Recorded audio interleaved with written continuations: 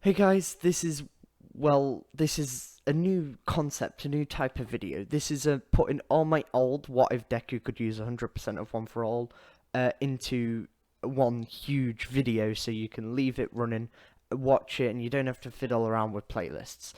Anyway, I just want to thank you all for the support recently and say hello to anyone that's new here. Hopefully you enjoy the video. I'm still trying to learn what I'm doing, so I'm sorry if there's some mistakes. Just dropping down in the comments. I hope you enjoy and I hope you stick through it all to learn the story. Of course, the story's not finished yet. Spoiler alert, but still enjoy. Anyway, that's all I have to say. So into the movie. To the story. So to start off with, Deku is a kid. He's a kid. He's just a normal kid. He's still quirkless, but this time around, rather than making him puny, I'm gonna make him work out. So yeah, he does not skip leg day. He does not skip arm day. He's working out like hell. He works out till he's buff. And bear in mind, he's still a kid, so he's just buffing out. He's just working out as much as possible. And the reason he's like running and all that, the reason I'm deciding to make him do this is to put some logic behind One for All. And what has changed is after he found out he was quirkless, rather than his mum going, "No, you can't do it," his mum decided to get him combat glasses. So combat classes, yeah, combat classes, so he can basically build his way up and become a good hero, but a good quirkless hero and the first quirkless hero. So his mum is now putting hope behind him and buying him exercise stuff. So basically, Deku's ripped and he's really good at we'll go hand to hand fighting. So this is like All Might's style of fighting, so like punching, with a few kicks. Like he can do certain kicks, and he, for the fun of it, he's learnt the crane kick from Karate Kid because he found it a laugh. Like he was like, "Oh, I'll use this as like fun in the spare time, I guess." So anyway, Deku, he's just finished school. Bakugo is messing with him, but due to Deku's newfound confidence, he's actually putting up a fight. This means that Bakugo gets even more annoyed at Deku, but somewhat respects him at the same time. So he gets told to swan dive, and Deku basically says, "Yeah, of course you'll tell me to do that. It's almost like you're scared of me." And they conflict off each other to the point where Deku actually, well, Bakugo has to walk away before. Well, no, he gets dragged away by his friends before he attacks Deku, which could lose him his spot at UA, of course. But he doesn't. He has somewhat self control because this is his like whole future on the line. And believe it or not, as hot headed as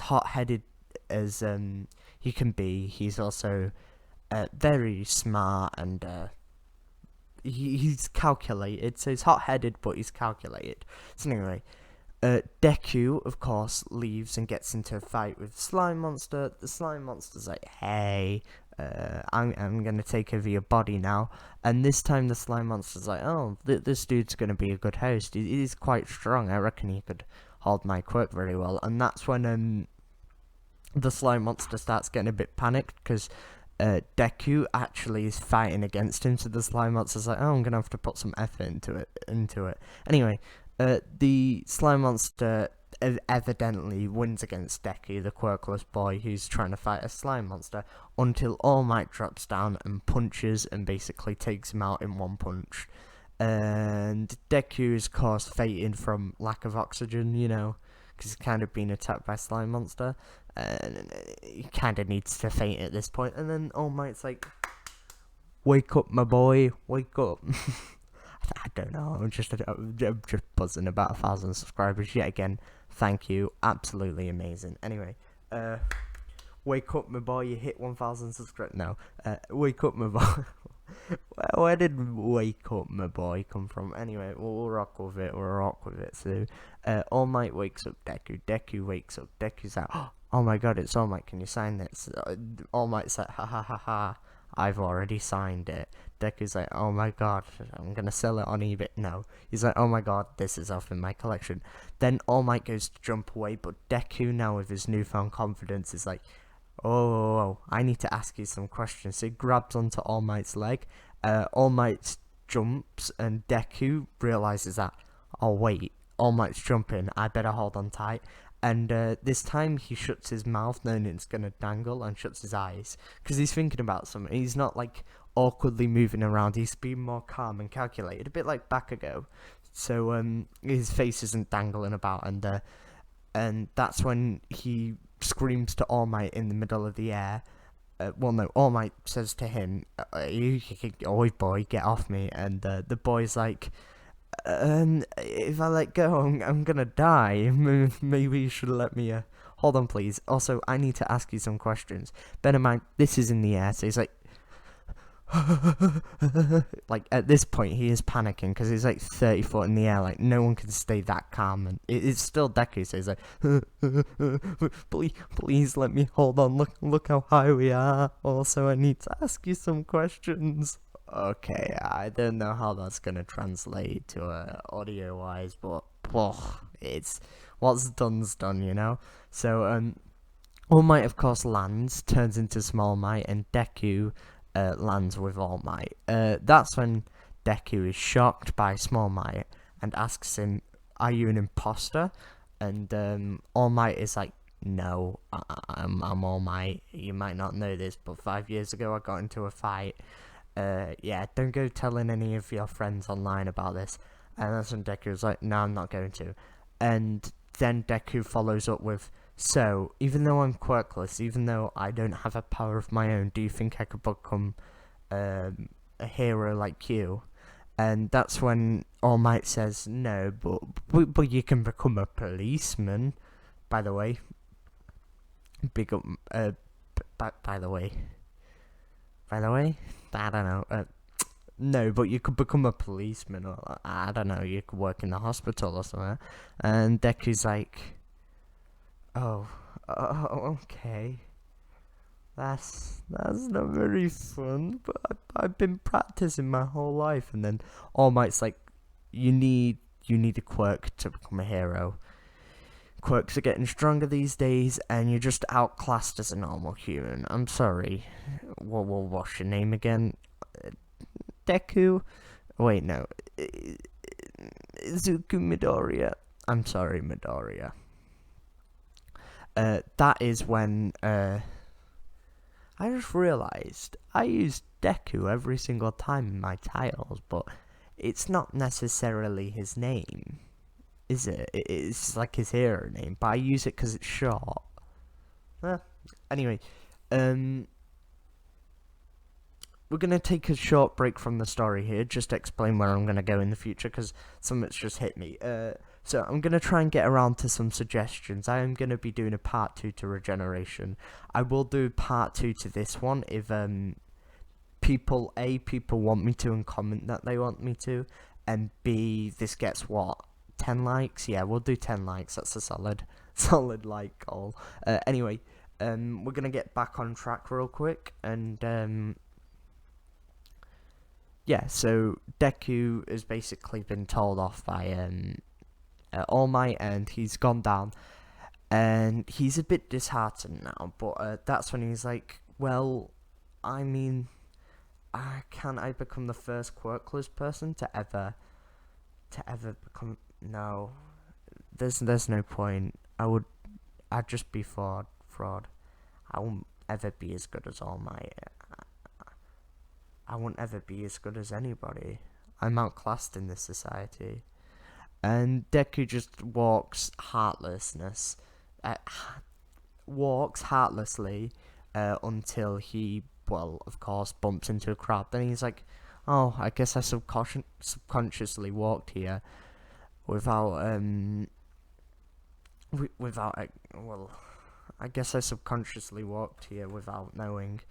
Well, I'd better see what the villain fight's about. Maybe I could write down some information to give it to a proper hero one day. Then he sees his friend, Bakugo's in danger. Due to Deku having what some people would consider hero's instincts, he susses out the situation. He realizes that no one can help, and he realizes that himself can help. But before he can think about anything, as soon as he finds out that he is the only person there willing to help, he runs into the battlefield.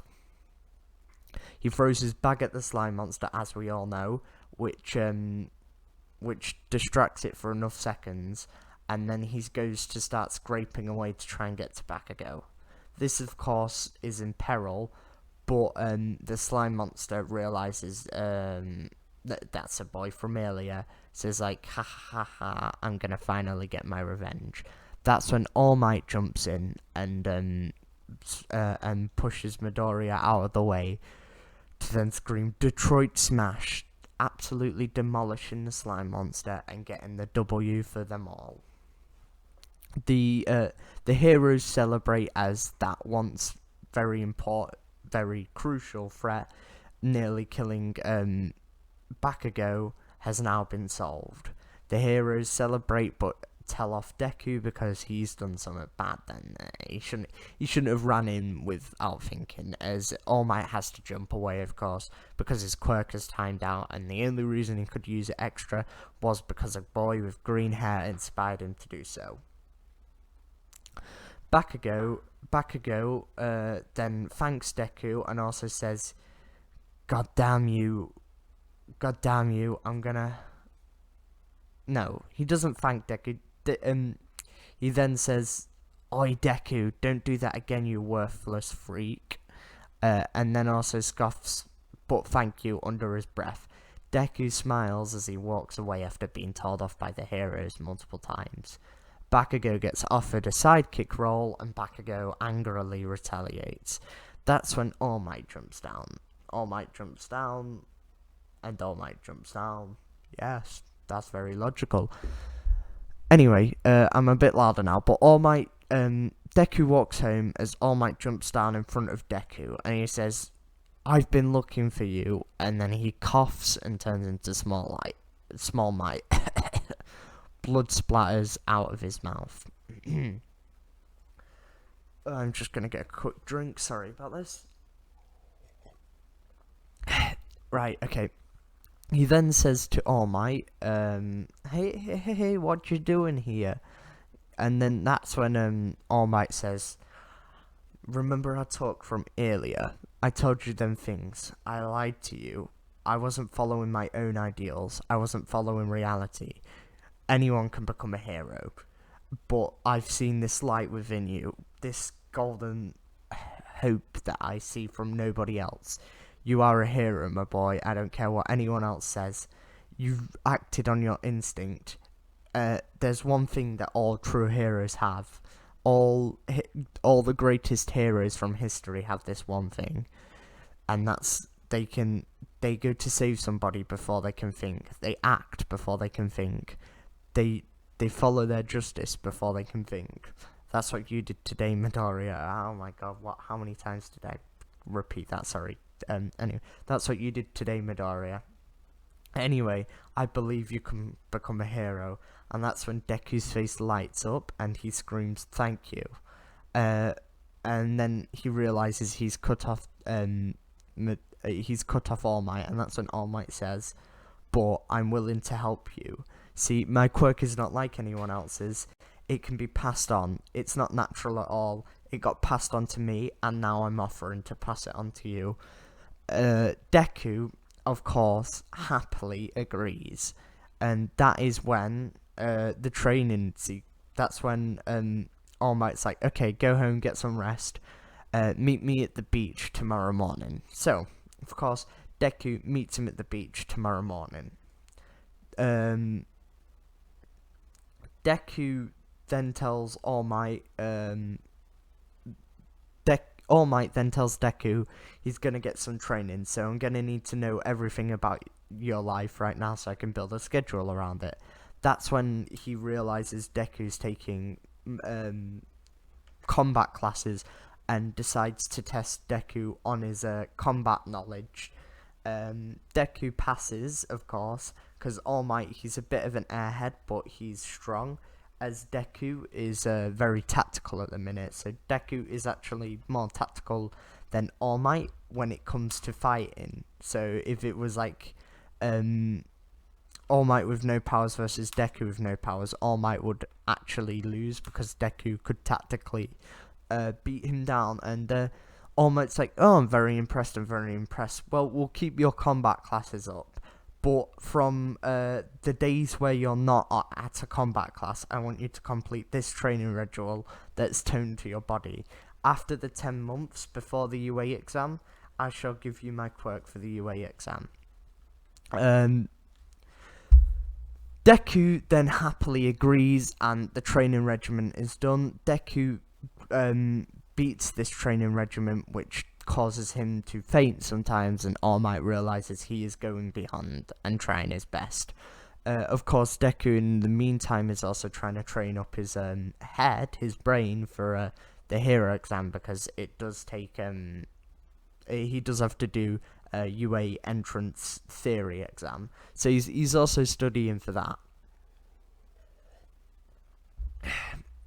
Then the 10 months pass. The reason I'm skipping 10 months is because I'm not going to explain all his training regimen. You just need to know he trained to the point where he collapsed every single day, and he kept on getting better and better and better and better.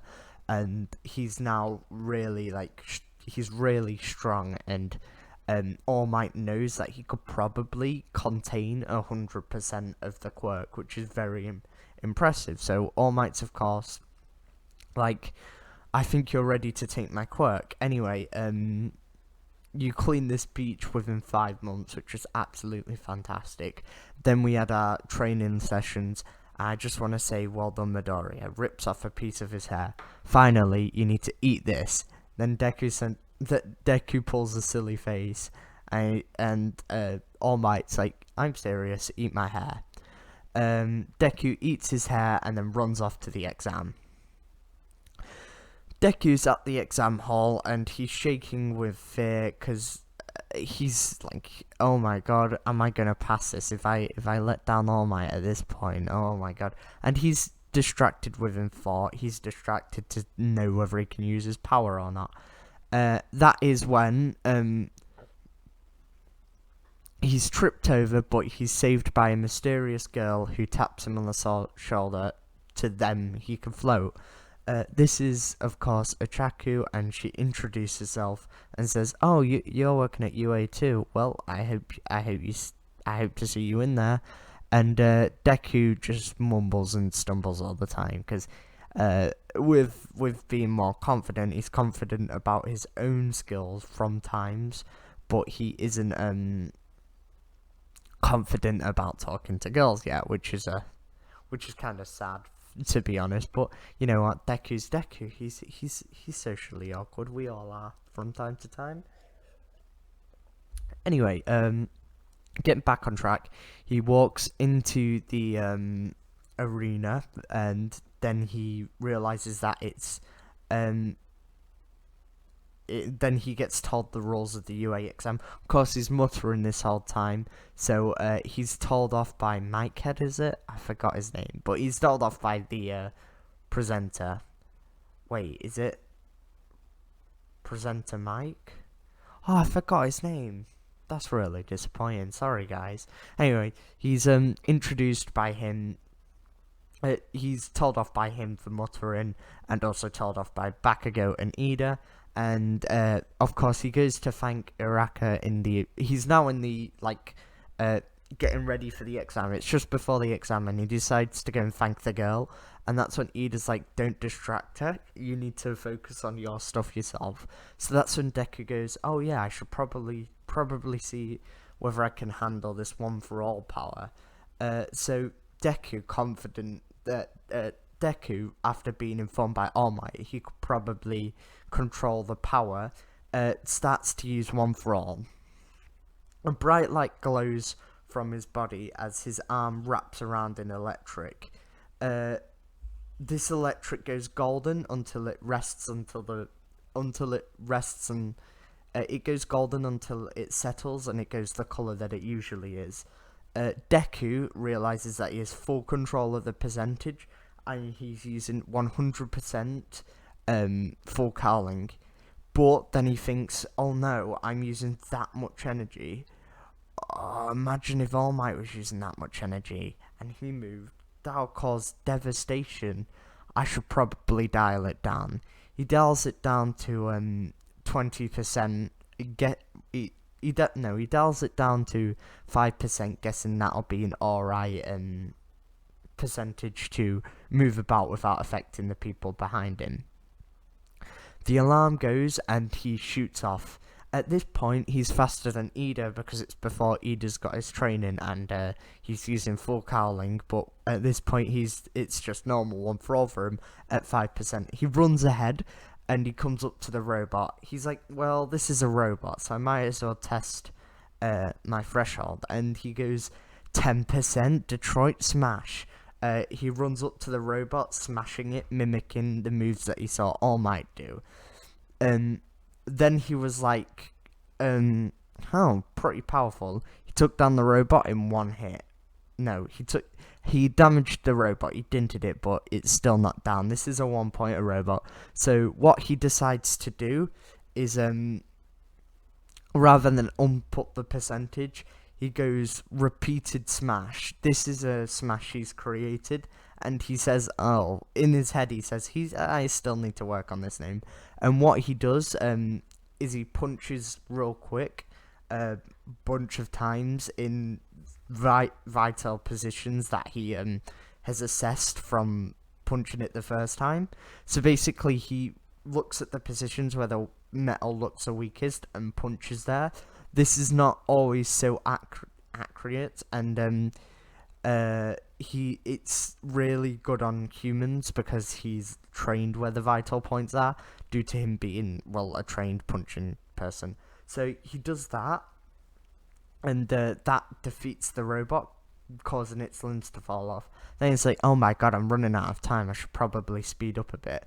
So he jumps up to 45% one for all, going to the back of the arena where most of the robots are left untouched, and there's not many people there because it takes time to get to the back of the arena. So then he does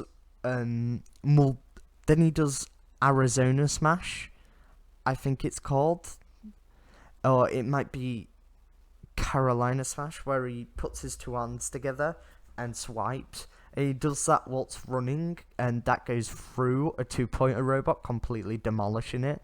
Then he's like, oh, okay, so I'm pretty good against these. So he literally just, he says 100% Detroit Smash. And he does that down alleyway of the robots where nobody else is. And this completely demolishes the alleyway, racking him around 20 robots with a mix between 1 point and 2 point. Absolutely amazing damage. And that's when he realizes he's actually got some other quirks that is connected to One for All, but he doesn't quite know how to tap into them yet. So he can feel like the urge, and he assumes that it's some sort of One for All urge, but he doesn't quite know how to tap into it yet. So this is, of course, the other quirks appearing because he has full control over One for All at this point. Anyway, so Deku then hears that somebody's in danger. So what he does is he dials himself down to 50% and uses his speed to bounce off the buildings and get a jump up in the air. This is all within a second, and he bounces off the he literally you know what, screw it, yeah. He dials himself down to 50% and jumps on top of the building. This is within like a couple of seconds, and sees that Uraka, the person who helped him earlier, is in danger. So what he does is he uses 100% to jump from one building to another. This completely demolishes the tops of both the buildings, which is bad because a hero is not meant to demolish buildings, but that's not actually quote-unquote marked in this score, and he's doing it to save somebody. He also makes sure when he jumps across the buildings that no one else is hurt. Then when he makes contact to the second building, he jumps up and he's head first on the robot, because what he's done is he's got from the back of the arena to the front of the frontish to, well, the midpoint of the arena, so he's looking at the robot front on where no one else is. And he goes 100% Detroit smash. He jumps towards the robot. The collision sparks as the robot's head is completely demolished off and smashes off into the distance uncontrollably, which is bad, but luckily it goes into another arena and smashes some other practice buildings in another arena, which luckily no one else was in yet, but it completely demolished that other arena in UA. That's when Deku realizes that he's gonna have to make the landing without hurting anybody. So what he does is he decides to basically just let himself fall with One for All, hoping that that'll protect him, because he doesn't quite understand how to fully land yet. So he needs to basically get a lesson from All Might on how to land, because if he assumes that it'll just be like a normal jump. So he activates 100% One for All and basically covers himself, hoping to not get hurt. That's when Uraka makes him float to make sure that he doesn't hurt himself, saving Deku potentially, even though he had One for All activated, so he would have been absolutely fine. But you know, he still saves her in the eyes of Deku and everyone else. That's when everyone looks around astonished by his power, because he's completely ripped off the head of this robot and launched it further than he usually would, because you gotta think his arms are fully ready to use One for All, and now he can use 100% without the energy being wasted in his hands and all that, and he's actually able to support it, because if you remember when he used 1,000,000%, it was only around 60% of All Might. Now it's like full on 100% of Deku, not All Might Deku, so he's stronger than All Might at this point. But he realizes that the damage he's caused means that he can't really run around the city at 100%, otherwise the city will be demolished. Anyway, so Deku lands and he walks away from the UA exam quite happy, and that's when they all have discussions up ahead how they need to get basically Deku's definitely in straight away, but they still give him the amount of points that actually doesn't get him first place. Let me explain. So he loses his hero points due to the destruction to the alleyway, but he actually loses extra points as well, so that makes him get just below Bakugo. So Bakugo actually beats him, but Deku did destroy way more robots than him and got hero points, but he lost his hero points and lost even more, and actually went into minuses because of the amount of quote-unquote danger he put other people in with his uncontrollable quirk. Anyway, so for the next couple of days, he's just still keeping up with his training. He's not as worried like he was last time. And that's when All Might basically, he gets a message with All Might basically saying he's in UA. Sorry for saying basically. Let's start off with just recapping where we got to. So, we got to where Deku was using, got into UA. All Might was dead proud of him. All Might's basically going to already use 100%, and this is 100% of your own power, is absolutely fantastic, because you've also got to think it's stockpiling on All Might's power. So Deku is technically stronger than Prime All Might at the minute. That's technical because Prime All Might has experience, and nothing beats experience, am I right? So anyway, it's Deku's first day at UA. Oh, I just had a sip of coffee and it was very strong anyway. It's Deku's first day at UA. He's walking around. He's pretty nervous because well, it's his first time there. He doesn't know what he's doing, and at the minute he's been used to knowing what he's doing, and a bit more because he's more confident and arrogant. But now he's like, okay, where do I go? So he's just kind of stumbling around the campus looking for his classroom.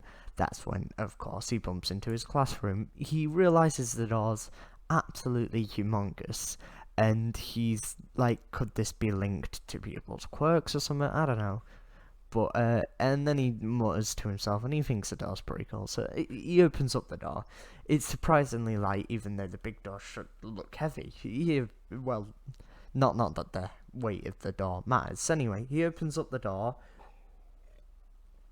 and he's greeted by a classroom with the dude that was uptight earlier. That was the racing dude. The racing dude comes up and immediately apologizes to Deku, and Deku awkwardly and cringily goes, "No, it's alright," and Ida then follows up with, "Wow, you have some incredible power there, and you knew to take out the 0 robot, that was pretty smart." And then Deku's like, wait, I earned points for that? No, I lost points. And Ida was like, oh, why did you lose points? Well, I caused too much destruction. Then Ida awkwardly goes, well, you demolished, like, what, 2 buildings? So I guess that's kind of unheroic, like, but I know you didn't mean to. And that's when they both chuckle, and then a girl comes in and walks up behind Deku and goes, hey, you're that kid that saved me. Deku then shockingly, awkwardly, well, he's nervous. He's still, like, he can be confident, sure, but he's never talked to a girl before. Never. So when this girl comes up to him and he's like, oh, hey, hi, Deku, he's like, okay. Hello. And that's when basically he just mutters the whole time as Uraka's just going on about thank you for saving him, and oh my god, I can't believe we're in the same class. And that is when Deku's like, oh my god, I talked to the first girl, I'm absolutely amazing. And Aizawa walks in like, well, 8 minutes. Absolutely terrible. You guys, shocking, really are. Well, no, of course he's like, oh my god, I can't, well, 8 minutes and you're still dilly-dallying about wasting class time. Are you really here to be heroes? And then everyone, of course, rushes to sit down, especially Deku, not wanting to be kicked out of class on the first day. Of course, I neglected to mention Bakugo, who was staring daggers into Deku, but didn't want to approach Deku because of that time he that time he risked his life trying to save him against the slime monster. He still wasn't ready to arrogantly have a go at Deku yet. That is when Aizawa starts to explain what they're going to be doing here, and that's when he mentions quirk exam, I think he called it, or just an examination. This, of course, caught the interest of Uraka, who knew that they were meant to have orientation. The whole class was also interested, but Uraka got to ask the question first. That's when Aizawa struck him back with, do you think a hero would get to go to an orientation? And that's when everyone was basically quiet and, well, completely shut down by it. So anyway,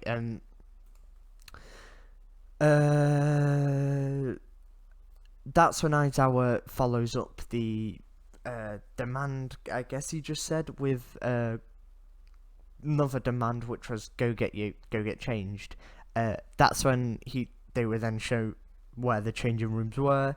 Mineta did what Mineta did. Mineta was stopped, thankfully, and everybody was put into UA hero clothes. I forgot what they're called. They're like the sports clothes, the jumpsuit clothes. I forgot what they're called. But anyway, that's when Aizawa starts to explain the first, well, I guess, challenge. The first challenge is throwing the ball. Of course, Bakugo becoming first will first show us how to throw a ball. But the difference is between any other time you've thrown a ball in junior high is that this time you can use your quirk, see how much further you can get. So Bakugo wanted to show off is like, I'm just gonna throw the ball, put some sparks behind it, and get it and win this stuff. And win this stuff? That doesn't sound right, but we'll go with it. So that's when he does that. He sparks and he gets like 600 meters or something. I don't know, something silly like that. Something really daft that's virtually impossible. Then he's like, okay, now everyone else will have a turn. Everyone else got their turn, the most memorable one being Uraka, who got infinity. Then it came up to Deku's turn. He was last, panicking about how much power he should put in. Then he was like, oh, I could just ask Aizawa. Then he asked Aizawa, so, how much power can I put in? Then Aizawa said, don't hold back. Aizawa, of course, said this because he wants to see Deku's full strength, knowing what Deku's like and knowing his full strength. So, wait, he wants to fully understand Deku's strength. So what Deku does is he powers up his whole body, including his legs, and gets into a stance. He powers up his arm and powers up the rest of his body to 100%. Then, without moving, he asks people to stand back a couple of steps. Everyone else does, but Bakugo, out of arrogance, including Aizawa, steps back a step. This is when Deku goes for a throw. He leans backwards and gets ready to throw the ball, and pitches the ball slightly off into the air. This ball is shot at what looks like Mach 20 to anyone else, but it was around Mach 3, which is the speed of, I think it's the speed of sound, like 3 times. He's completely shocked all of the students there and wrecked about 10 meters of ground around him. So it was 10 meters of ground where he was aiming the ball in front of them. It was lucky that they stepped back, because the amount of power that was coming off Deku was unimaginable. But due to the ball being shot slightly too high, it kept on going and kept on going and kept on going and kept on going until it actually broke into the stratosphere, through the atmosphere of Earth, out of the gravitational pull of Earth, and hit space. Yeah, that's right. He literally threw a ball as fast as a rocket into space. Well, no, the ball didn't make it. It disintegrated. And then that's when his score was technically infinity, because the machine that was tracking the ball, it never read the ball, so it just defacted to either 0 and infinity. But Aizawa made it go infinity, because basically what he's done is he's thrown the ball into the atmosphere. Theoretically, it would have made it to maybe space or not, actually. But it just set alight because of the speed it was going at, and it tried to left the atmosphere. So literally set a ball on fire by throwing it so quick. This shocked the entire student body that was there. So Momo, even Todoroki was shocked. Like, I can't beat that. Is this the power of just a hero? No, this isn't just a hero. He's going to be the #1 hero one day. God damn. Todoroki said to himself, I've got to train harder. Is this how my dad felt? And then I'm going to cut back to Bakugo, who's feeling really, really annoyed because Deku never had a quirk before, now he does. In an instant after he realised how strong Deku's quirk was, he charged at Deku. That's when Deku went to swing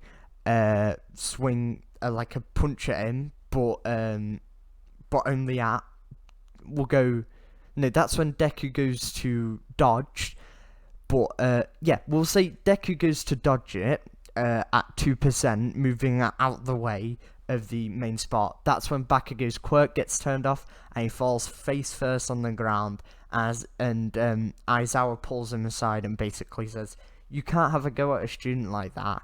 That's not very heroic. But he's seen Bakugo's power, so he's going to keep him in for a bit, basically. So what happened is, Bakugo charged at Deku before Aizawa before Aizawa could react, Deku moved out of the way, still being in 100%, but toned it down straight away to we'll go 3%. Yeah, we'll go 5%. But as Deku was moving, Bakugo's quirk was turned off. So when Bakugo flopped, Deku was out of the way. But Bakugo flopped because his quirk went. Bakugo got annoyed by this because, well, who wouldn't be annoyed? His quirk got turned off. Then he's like, but he realized that he could get kicked out of UA at this point, so he decides to take a surprisingly calm approach to it and said, "Okay, I'm sorry." To the teacher. To Deku, he just grunted at him and went back in line. As for the rest of the results, Deku couldn't go all out, so it constantly in his head he was like, oh my god, what percentage can I go without disturbing the people around me? So he went 10% for the rest of the stuff. That was enough to get him top class, of course, with speed and all that. So he was top of the class, but it wasn't the best he could personally do. Because of the amount of power he was holding would just destruct everywhere he stepped, and he didn't want that. Why would he want that? Sorry, my voice is very dry today. So anyway, Deku got into class, and Mineta actually got sent home this time. This is because Aizawa heard about the stuff he did in the bathroom, didn't think he was fit to be a hero, and he came last, so he kicked Mineta out. Yeah, that's right. Mineta's not in anymore. This is when the class goes back. They have another set of normal lessons, and they get sent home. They then come back into school the next day. But before that, All Might has a talk with Deku about school life and everything, and how he did at school. And Deku said, "Well, my quirk was a little destructive because Aizawa told me to go all out. He's now banned me from that, and I want to ban myself, so I had to limit myself to 10%. But I still won. I still won, which is fun. So anyway." Then Deku and All Might talked a bit, and then Deku went home, woke up tomorrow, said hi to Araka, said hi to Ida. It's like they're a friend group now. They hung out last lunch and all, so Deku's thinking they're somewhat friends. Deku then goes home. No, Deku then goes to class, because he's at UA. He goes into class, and he has a set of normal lessons. Then he has a hero lesson, so he's like, oh, is this going to be with Aizawa?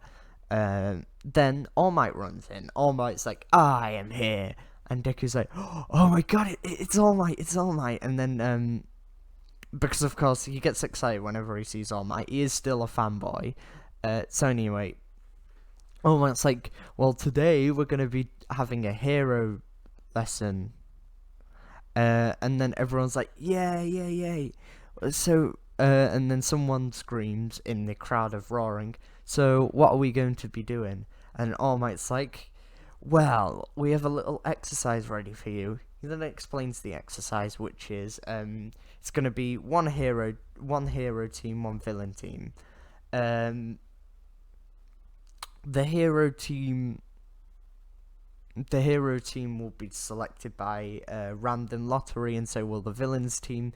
The villains will have the tactical advantage, of course, but the heroes are like heroes. So that's when everybody yells, yay, and that's when All Might also says, well, every good hero needs a costume. It points at the wall as all the costumes come out of the wall, each numbered to each student's ID. That's when Deku walks up and grabs. That's when Deku and the rest of the class walk up to grab his costume, but Deku doesn't walk up and grab the costume, and instead they all just go get changed. When Deku walks out,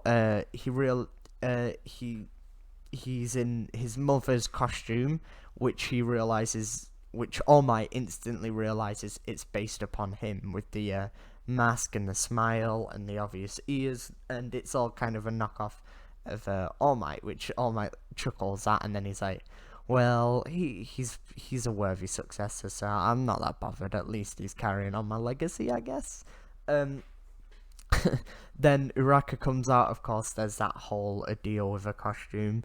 And then Bakugo comes out, and they realise he's actually got hero equipment that Deku is curious about, but he doesn't say anything. So anyway, the choices are picked out of the bag, and of course the choices are the same, Deku's with Uraka, but this time some person is by themselves without Mineta, but it doesn't affect the outcome of the fight because Mineta wasn't that powerful anyway.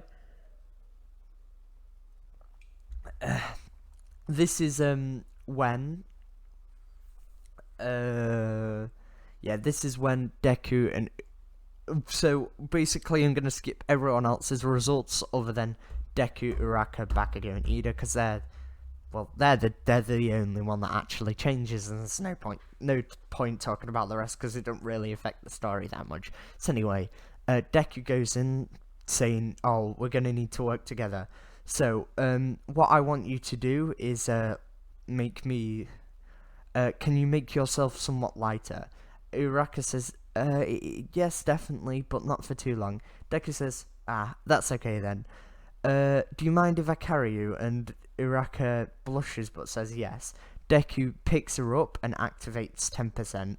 Deku is blushing right now, but what he does is he runs in, Princess holding her, at 10% and runs in and basically starts searching the whole building. That's when Bakugo tries to sneak attack her. So what he does is he puts her to the side and takes the blow himself. This of course doesn't affect him too much, but it still does affect him because you got to think he's a bit more physically durable, but he's still not too physically durable, I guess. But yeah, One for All activated, so it didn't really affect him, but it knocked him to the ground from momentum. That's when Deku starts to fight against Bakugo. So Bakugo swings at Deku, and Deku grabs Bakugo's right arm, knowing what he's gonna do, activates 10% and swings him onto the ground. This, of course, completely knocks him out for the battle. That's him over and done with. Bakugo taken out that quickly, which is quite surprising. No damage is done to the building other than the floor. That's when Deku says to Uraka, "You ready again?"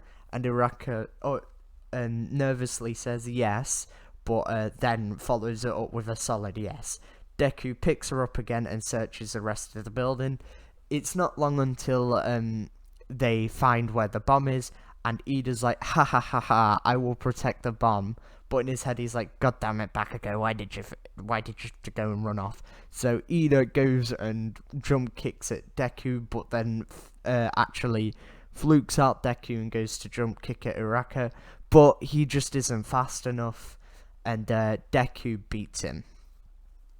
This has got Ida's idea in the head that he's never fast enough. This idea is what's going to motivate him to become faster than he usually would in the series. So he's going to train more, he's going to practice his techniques more, because everyone's inspired by Deku. This is the same with Uraka and everybody else. So they're going to train more, realizing that they're going to have to chalk up to Deku someday. They're going to have to try and fight against him. That is when they capture the bomb and the hero team wins, and Deku also gets MVP, but Uraka does get a bit slated for not doing anything in the battle. Right, so next, and that's when the episode ends. Yeah, let's get right into it. So All Might exams just happened. Deku absolutely aced it, but we already know about that. So I'm just going to just go over a little bit. He was MVP. He was arguably the best one out of there. Acted like the most like a hero. Blah blah blah blah. All you need to know: Deku OP. Ta-da! Anyway, the USJ incident. It's about to happen, but before that, Deku strolls into school after being congratulated by All Might on the beach at night. He strolls into school, and that's when his homeroom teacher then starts to tell the class something important. He basically tells the class that they're all getting ready for a school trip, so pop on the bus. So they all get packed up and they go onto the bus. And he also says to bring their hero outfits, so they bring their hero outfits with them.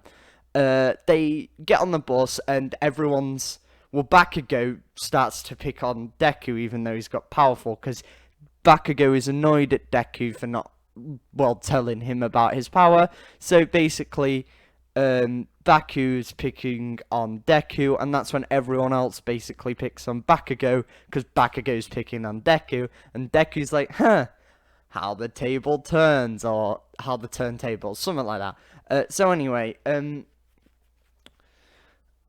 they get the bus drive happens. They all just talk. Deku is sat at the back, near the back of the bus with a bunch of friends. They're all talking. It's all class 1A, you know, all happy merrily. Then they get there. They all come off at single file because of Ida demanding them to, being, well, class rep. Like, he's like, hey, everybody, get off, you know. Like, well, no, in the Ida way, he's like, well done, guys, everyone get off now. Okay. Yeah, he's just like that. So anyway, it then leads up, and they walk in. When there was like UA, they was told that there was going to be 3 teachers, but Deku clocks on immediately that there's only 2 teachers, and that's when 13 puts up 3 fingers. By the way, 13 is the other hero there, if you didn't know. That's when Deku realizes that 13 has put up 3 fingers to Aizawa, and they're missing a teacher, so he puts the puzzles together and realizes All Might has used up all his time saving people this morning, or he's something's happened with All Might. It doesn't panic him because he knows that All Might has his limit, and he doesn't say anything else because he doesn't want any rumors to get out there. So, anyway, that's when Aizawa starts talking to the class. Hi, well, no, don't go hi. Class 1A, this is 13. She will be an assistant teacher, assisting to teach you with me today. 13 then takes over, and basically she tells the class what's happening. So she tells the class about how there's different zones, and different zones equal up to different things, like how there's a volcano zone or a hot zone, there's a city zone, there's a water zone, and then there's also, what's it called? Just the main zone, a rocky area. 13 then tells the students to all get ready, because today we're going to be training in the USJ.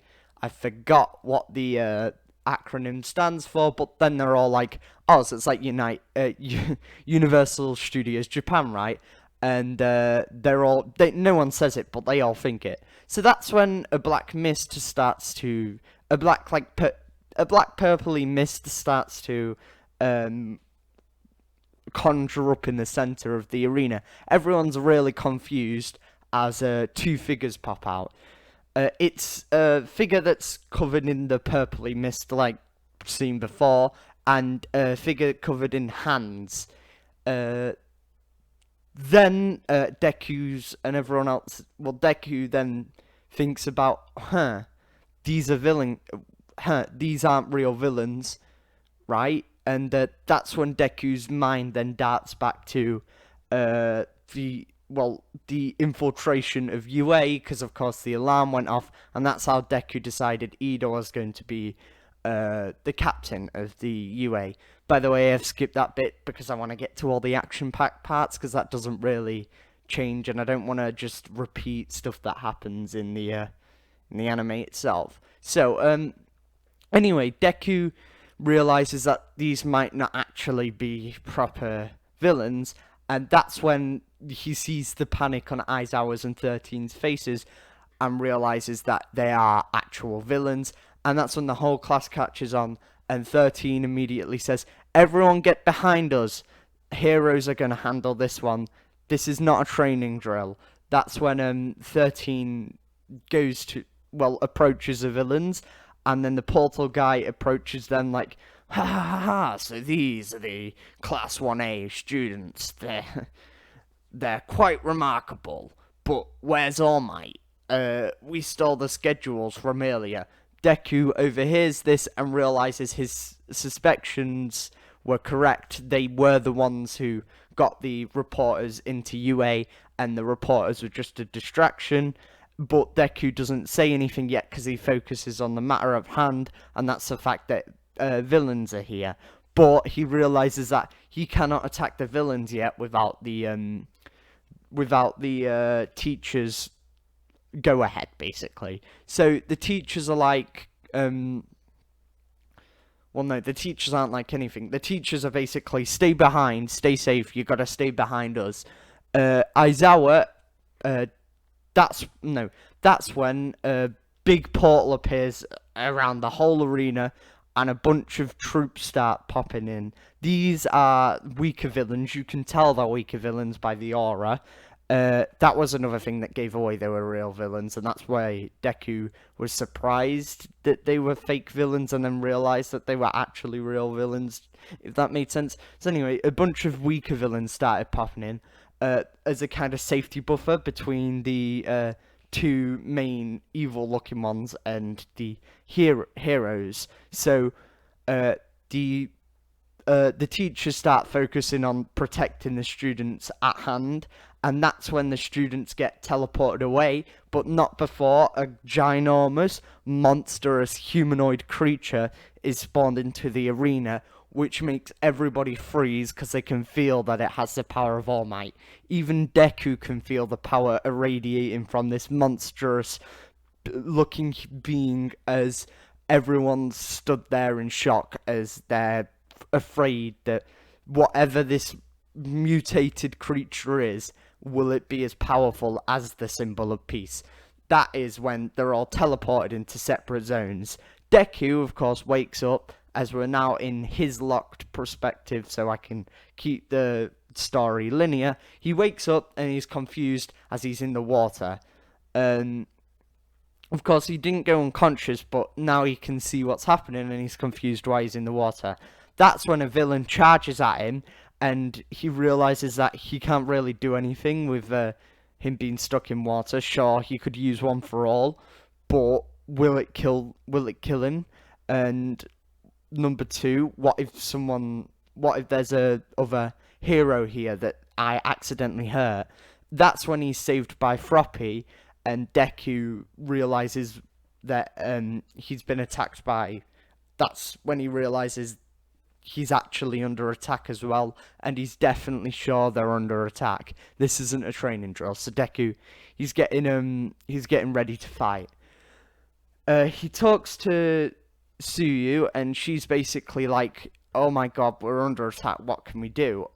He first of all, he thanks her. Then he says, "I've got a plan." Of course, Minette isn't here this time, so throwing sticky balls into the whirlpool won't work. So what he says is, if you can grab onto my back strong enough, and whilst I only support you with one hand, what I could do is flick with all my power to maybe create some sort of air pressure, and this air pressure could cause the water to go down, and then due to physics, it will cause a ripple, and if they're not, and no matter how strong swimmers they are, they will all be forced and grouped up into one area, which will give us enough time to escape.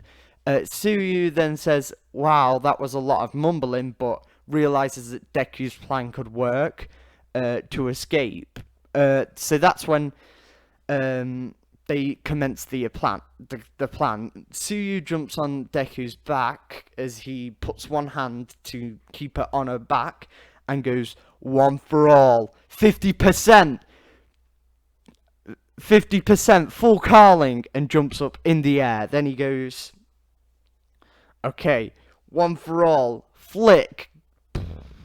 This causes an air pressure, and he says 100% afterwards in what seems like a powered up voice. So like 100%, and the flick that seems anything else but normal causes a wave of air pressure, which then creates a mini tornado, a mini whirlpool that sucks in all the villains, and gives them enough time to escape as the villains are distracted by swimming because they're all being bashed into each other. So that's when Deku keeps on full cowling, lands, and runs into the center to go help Aizawa.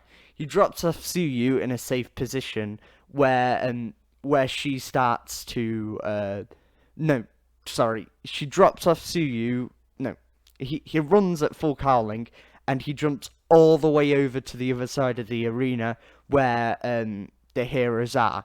She drops off Tsuyu with 13, who is then about to fight the Wormpool guy, as Todoroki has got there due to him not being that far away, and he's taken out some of the weaker villains. So Deku then realizes he's going to have to go after the Nomu, so he gets ready to fight the Nomu as the rest of the battle is going the same when it comes to the rest of, well, the battle. Because everything else is the same, other than Deku is now going to have to fight the Nomu to stop Aizawa from getting injured, of course. So Aizawa is going in, and he tries to fight the Nomu, and he realizes even though the Nomu's got his quirk taken away, he's still strong, and Aizawa gets thrown to the side. He isn't injured that bad, but he is knocked unconscious. So Deku runs in and does Detroit and says Detroit Smash, but he only does 50%. So he's like, 50% Detroit Smash. He makes contact with the Nomu as the Nomu grabs his fist and flings Deku to the side. Luckily, Deku was in full cowling at the minute, but otherwise he would be knocked out like Aizawa. Then the Nomu goes in for a punch, but Deku quickly dodges it and then says, "Oh, so you're strong then." 100% smash! The smash hits Nomu, and the whole arena shakes with the power. The Nomu doesn't flinch though, only being pushed back a bit, because his power's a little bit stronger than All Might, but still not stronger. But still not strong enough to defeat the Nomu in one punch. Deku's then panicking because he's like, if All Might's power isn't strong enough to defeat him, will mine be? That's when Deku then says, well, if I gave up now, would I really be a hero? So, the Nomu punches Deku, knocking him away, but Deku repels from the attack, jumping and cracking half of the arena's wall as he jumps back into action. When he jumps back into action, he screams, "Detroit Smash! 100% repeatable." That's when he repeatedly hits Detroit Smash as quick as he can.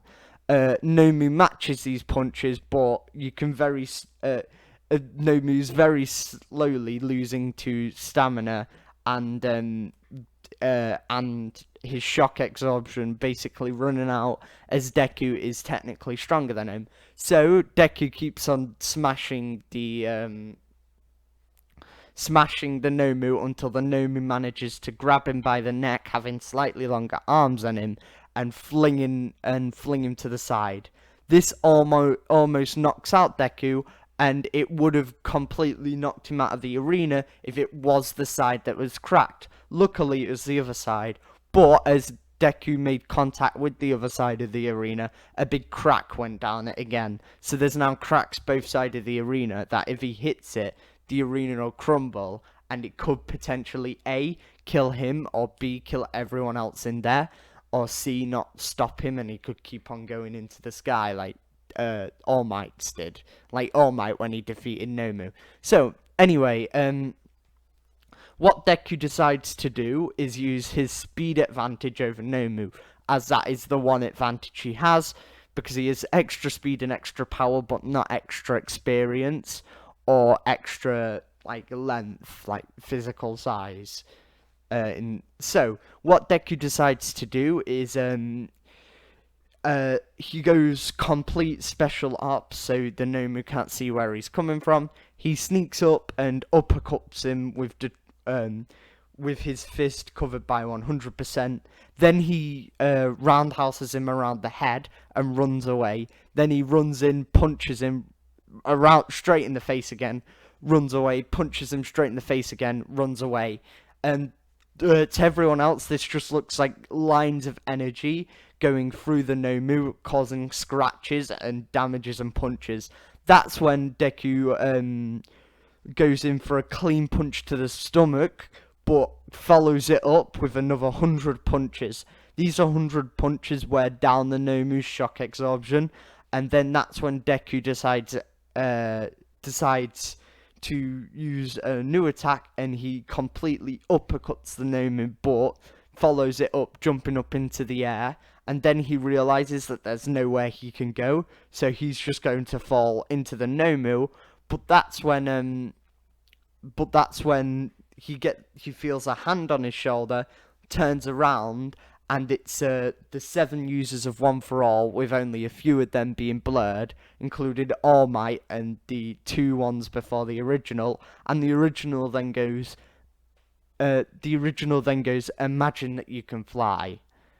You have that quirk. So Deku realizes that he can actually float. Now, if it wasn't for that close connection to One for All, he wouldn't be able to do this. And this isn't a permanent thing. This is kind of like a gift that has been granted to him due to his close connection to One for All already, and he's gonna have to earn it in the future. But the spirits of One for All realize that Deku's putting everything on the line here, so they decide to give him float. With this float, he goes from falling down in the air to flying concentrated, and picks up speed. And with all his speed that he's collected from this, let's say, kilometer gap, he hits the Nomu with the doubled impact of his fly and his punch, and One for All, and this completely disables the Nomu, takes him out of combat by getting him stuck into the ground to where he can't get back up again. This only worked because of his shock absorption completely, basically hitting its edge, and the Nomu has now fainted, it's knocked out, and Deku's absolutely annihilated him, and the Nomu's been taken out. Of course, 13 has also been turned to dust by the portal guy, and then the portal guy's like, that kid defeated the Nomu? We gotta run. And before Deku could compose himself, because he's very tired out from overuse of One for All, and due to him using the float quirk, before he can compose himself, he actually goes unconscious too. But it's not before the portal guy and Shigaraki get out of there due to the fear of the power of Deku. This is also followed up by the rest of the puny villains being taken care of, and Ida actually Ida saw that Deku was fighting and decided to use that time to escape and go get All Might after some persuasion from Uraka and the rest of the class. And then Uraka sees that Deku's knocked out, so Uraka runs to go see whether he's okay, and that's when the other pro heroes arrive with All Might, and All Might arrived and he took care of all the weaker villains. Uraka and All Might both go see whether Deku's okay. The other pro heroes come, they lock up the weaker villains that will reawaken, will wake up, and Deku wakes up in the hospital a day later, and with Inko at his side, and Uraka as well as All Might at his side, and everything's fine with him. He's not injured, he was just knocked out from exhaustion. And this is the... Hey guys, welcome back to another video. This is what if Deku could use 100% of One for All Part 4. I want to thank you guys for just staying active, and I want to say sorry yet again. But my mic is... Well, now I got a new mic now, so I should be posting as quickly or as commonly as I can. So, anyway...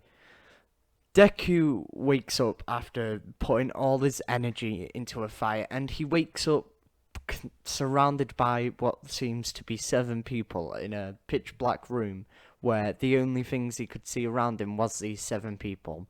He sits up from what feels like a hospital bed, but he can't quite see the hospital bed, and then he stands up to realize that his legs are covered by certain coloured mist, a dark coloured mist.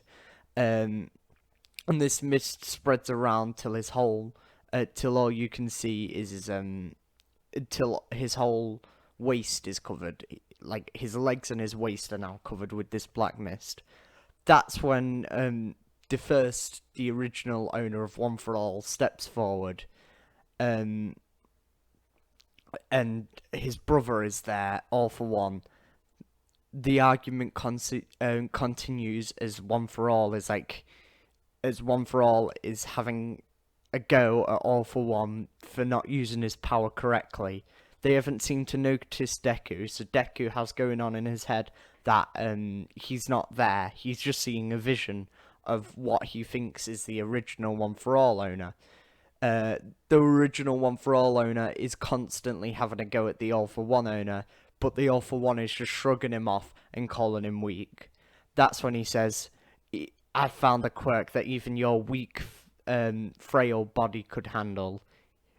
He puts his hand on his face, covering his whole face with his humongous hands as he gives him a quirk.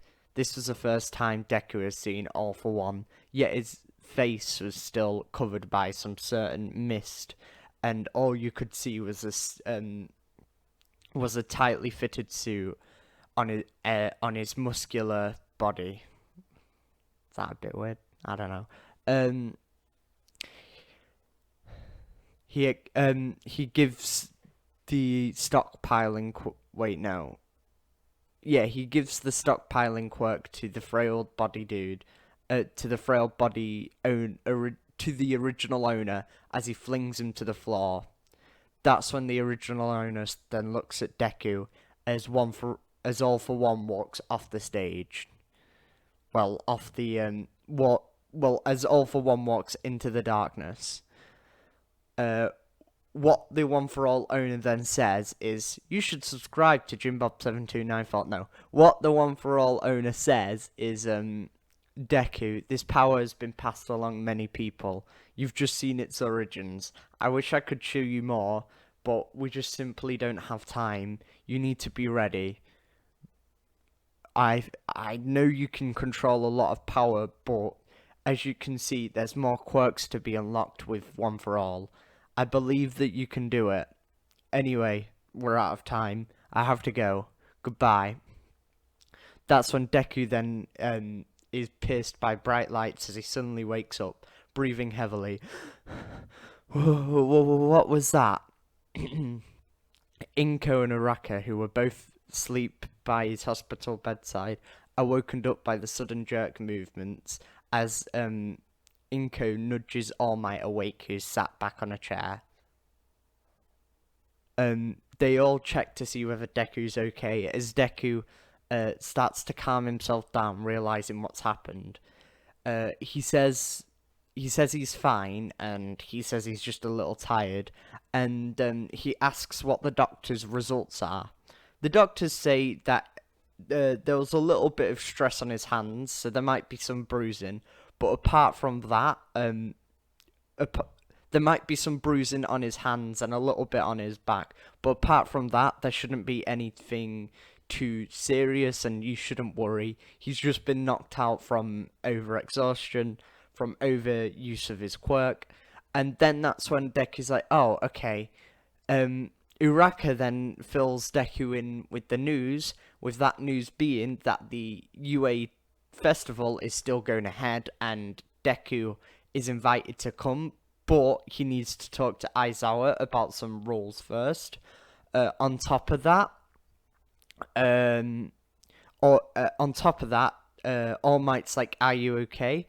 All Might's panicking in his Small Might form. That's when Deku's really concerned because he's like, "Wait, All Might's in his Small Might form? Wait, what? What? That's when he finds out that All Might has actually told Uraka and his mum. This is because All Might had the stubbornness to not leave, and neither did Uraka and Inko Midoriya. The reason All Might had no stubbornness, was really stubborn about staying, was because he felt like it was his fault Deku was unconscious, so he wanted to stay to see whether Deku would wake up alright, which he did, because he had enough power, but because he wasn't there, because he went to save people, he felt like it was his fault, so he wanted to be there when Deku waked up. Sorry, I'm just going to take a sip of my coffee. So, anyway, that's when Deku says, "Oh, well, okay. Do they?" And then Deku's like, "Oh, do you mind leaving?" Well, yeah, he says, "Mum, Uraka, do you mind leaving? I need to talk to All Might for a second." That's when that's when they both leave, a bit confused why he wants to talk to All Might all of a sudden. He then tells him about the visions he's seen and asks, and All Might fills him in with like, "Oh, I've seen them before. It's just you symbolizing you've got closer to One for All." Though I I didn't think he would actually talk to you. That's new. Maybe One for All's getting stronger. And that's when Deku follows up the question with, "Oh, yeah, do they know everything?"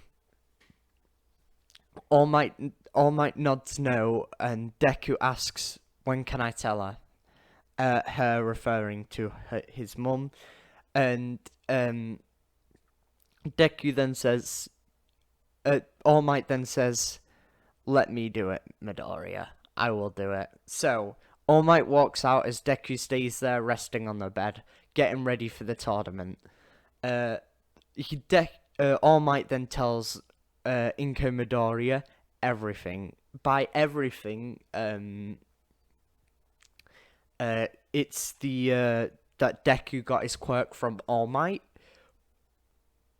On top of that, Deku still has questions about the visions he's seen because he's not actually been told about it yet. So All Might needs to have that talk with him. But before he could do that, Aizawa walks in, and Aizawa basically says to Deku, "So you're stronger than All Might then?" and smirks.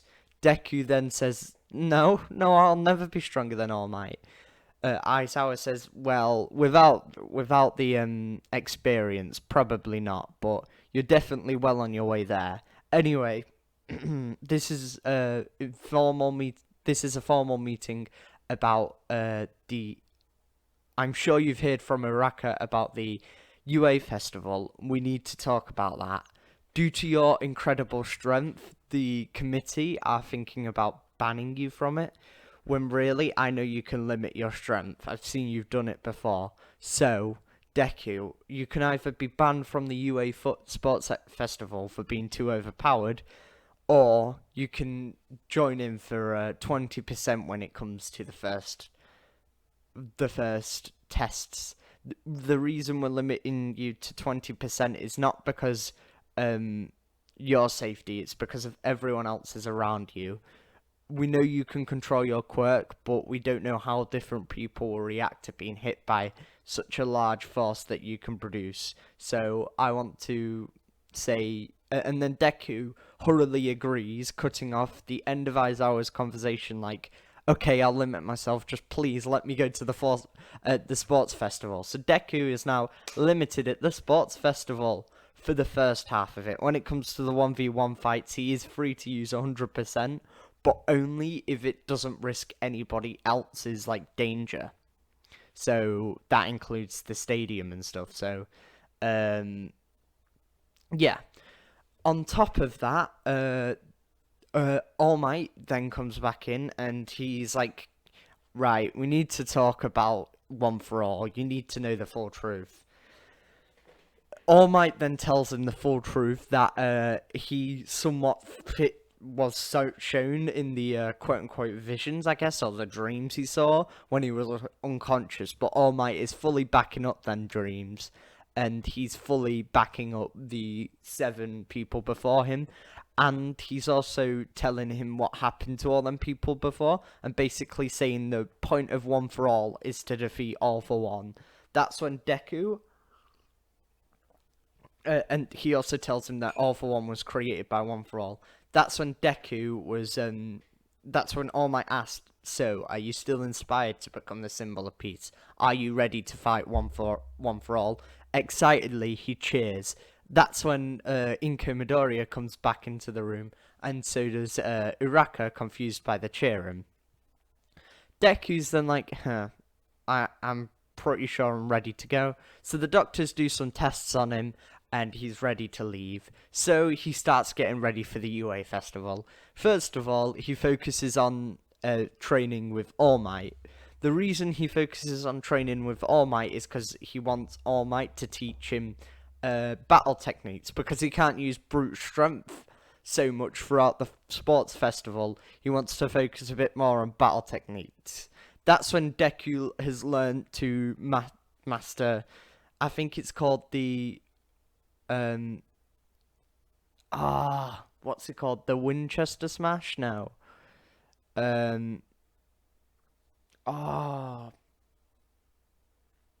Yeah, that's when Deku's taught how to properly dodge, even though you might not have the power advantage. And he's also taught a secret finishing move that will not be mentioned yet. But it should be noted down that Deku does have a finishing move, but this isn't necessarily for the tournament.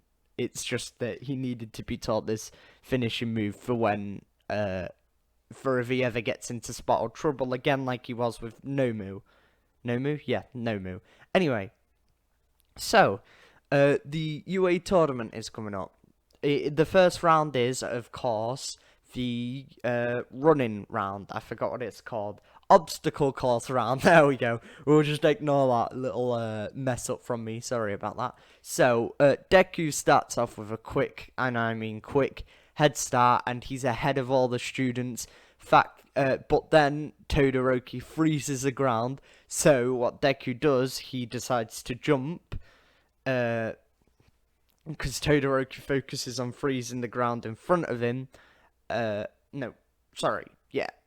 Deku decides to jump because Todoroki targets freeze the ground, but because Deku jumped, he doesn't have his flight quirk anymore. So what Todoroki does, he expends a lot of power shooting an icicle thing up into the air, because Deku's only at 20%, so he can't jump that high. He can jump like higher than he usually would, but not too high. So what Todoroki does is sends one of those icicles up there to basically freeze him in space, and that's when he gets ahead and ends up freezing everybody else behind him. So Todoroki is in the lead right now, and Deku is in flat last place, being stuck in the iceberg, not knowing what to do. That's when the big robots come, so Todoroki freezes them off. He freezes them off balance, and they all fall over, creating a kind of metal wall that none of the other students can get past, holding them back. Going back to Deku is still stuck there, so he sees the robots, but he can't do anything about it. So Deku decides that I've got to get out of here, but I can't use more than 20%.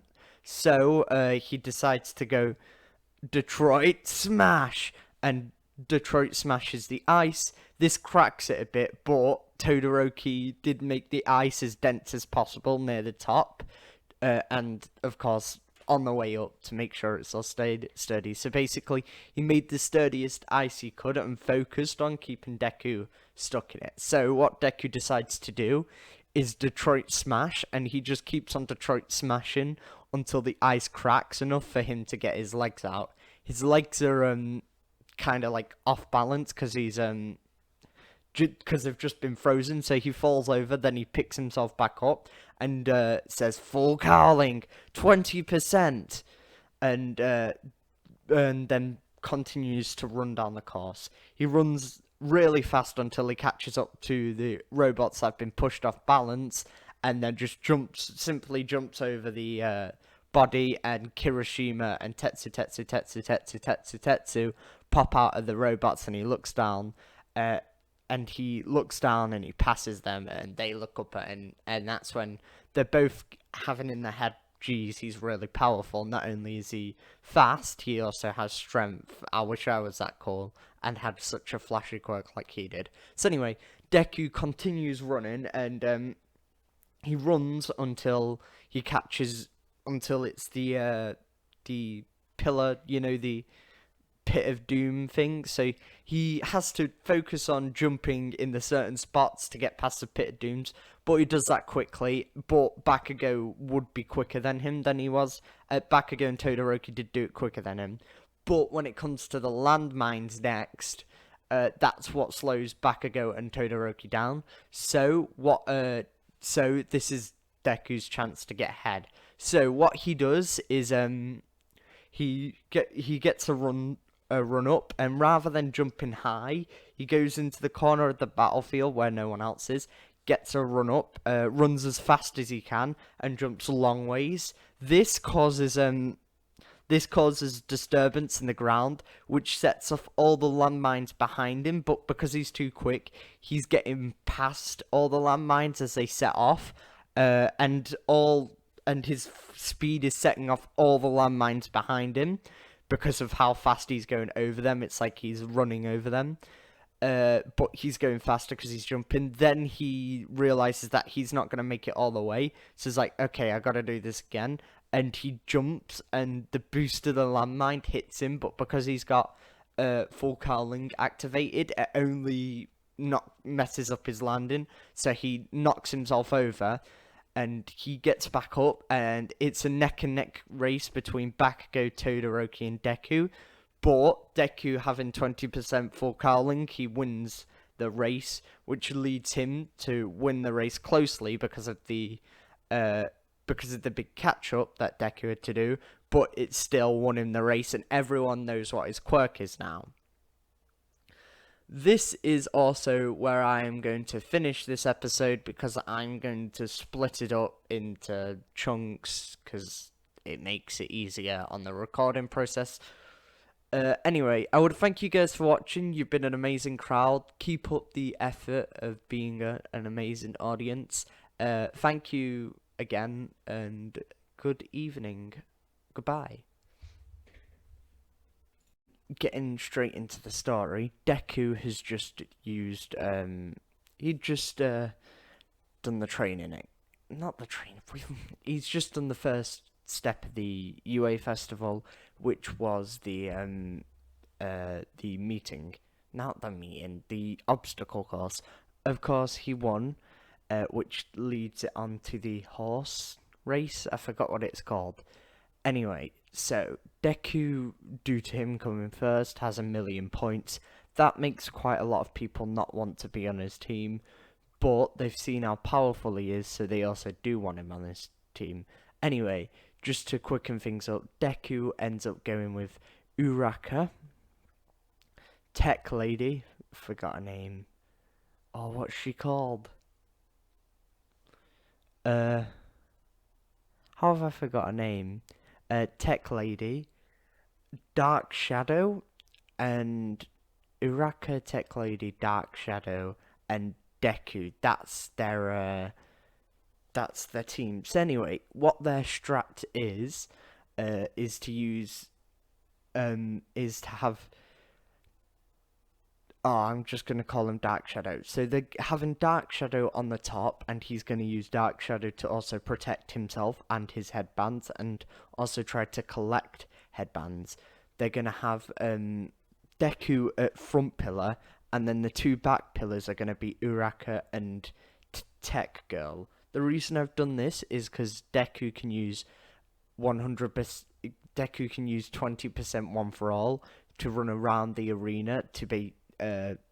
Because with 20% of one for all, he could beat everyone else's speed there. On top of that, Dark Shadow can protect himself using Dark Shadow. Uraka can make the group lighter because of her quirk. and so can Tech Girl because of her well, no, not because of her quirk, but because of the machines she has. She can make the team lighter, which means it's easier for Deku to jump up in the air. So their plan is to basically avoid all the other teams. Uh, so when the match first starts, everyone tries to go after them. So what Deku does to basically assert dominance, I guess, is jump up in the air immediately higher than anybody else, traveling slowly to the left part of the arena, one the left part of the arena where no one else was at, making sure to keep her eye on where everyone else was at.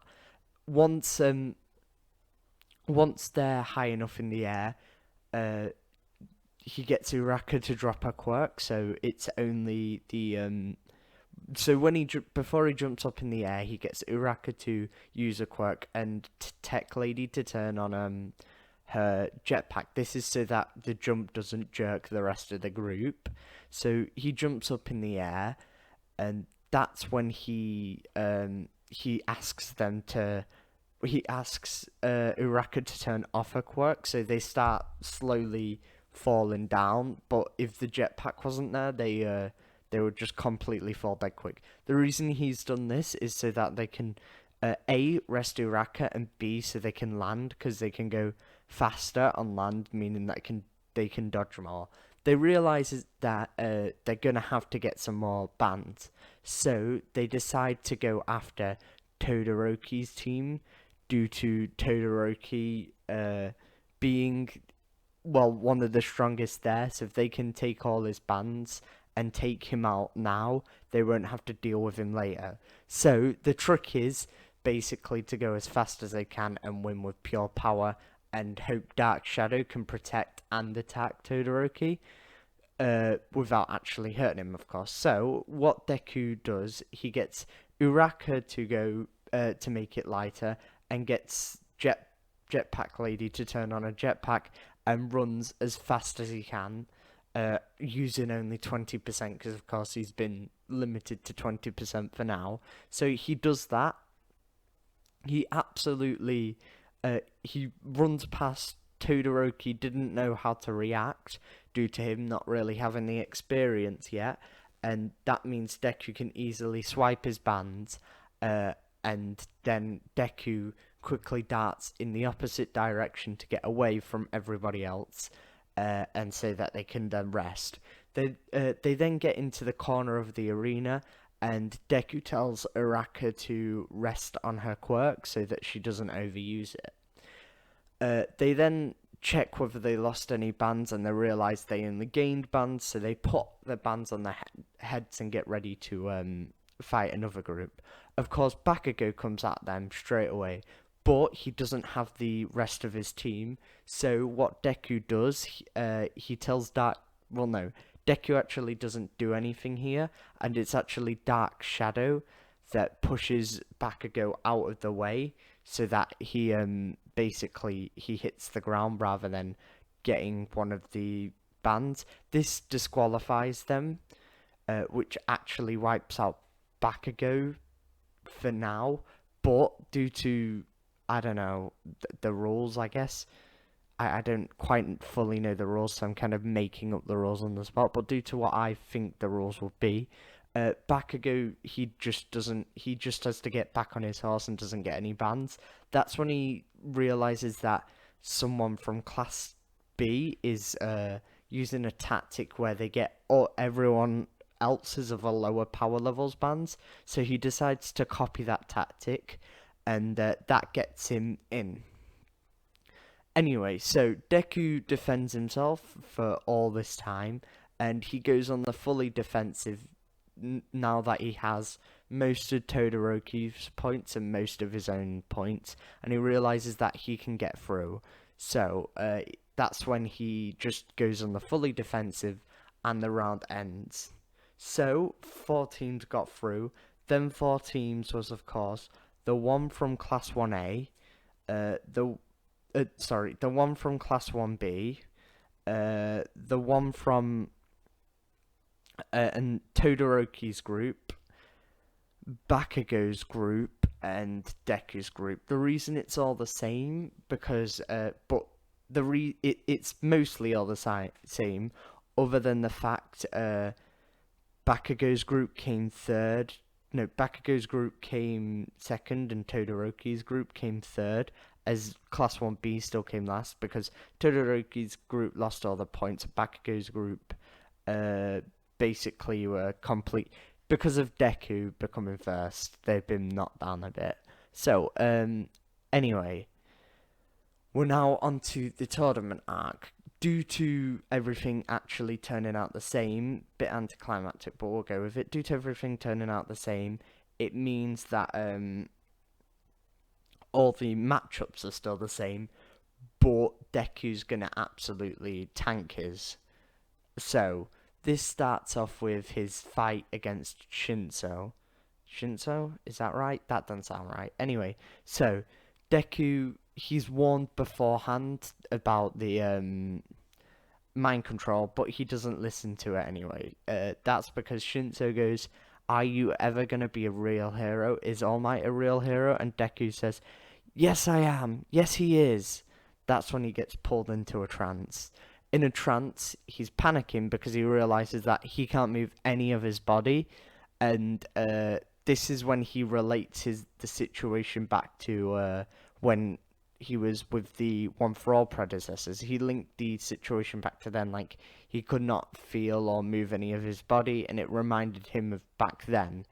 That's when that's when he could see a mist of a group of people, and then he realized that mist had 8 people, and then he looked at the figure which had spiked up hair, but drowned out body like All Might in his used up power form.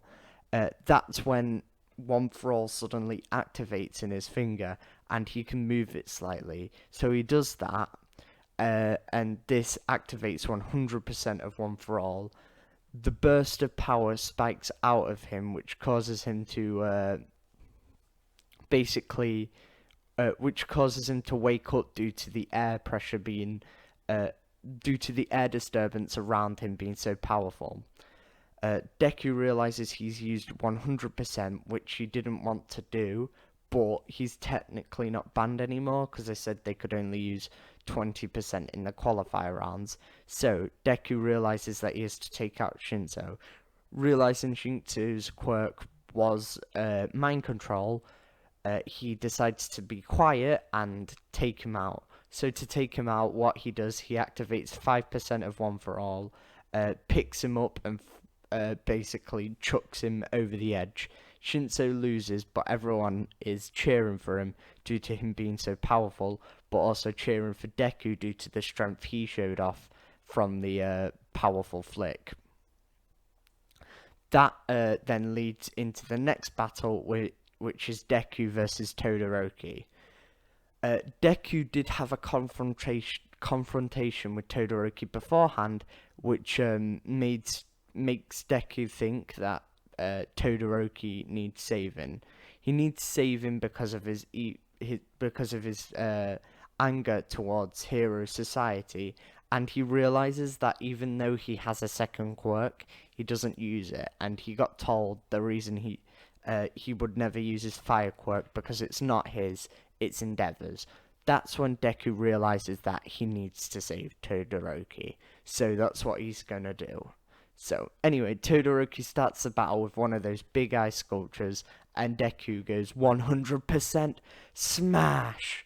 This completely shatters the eye sculpture as Deku activates 5% full cowling and charges at Todoroki, giving him no time to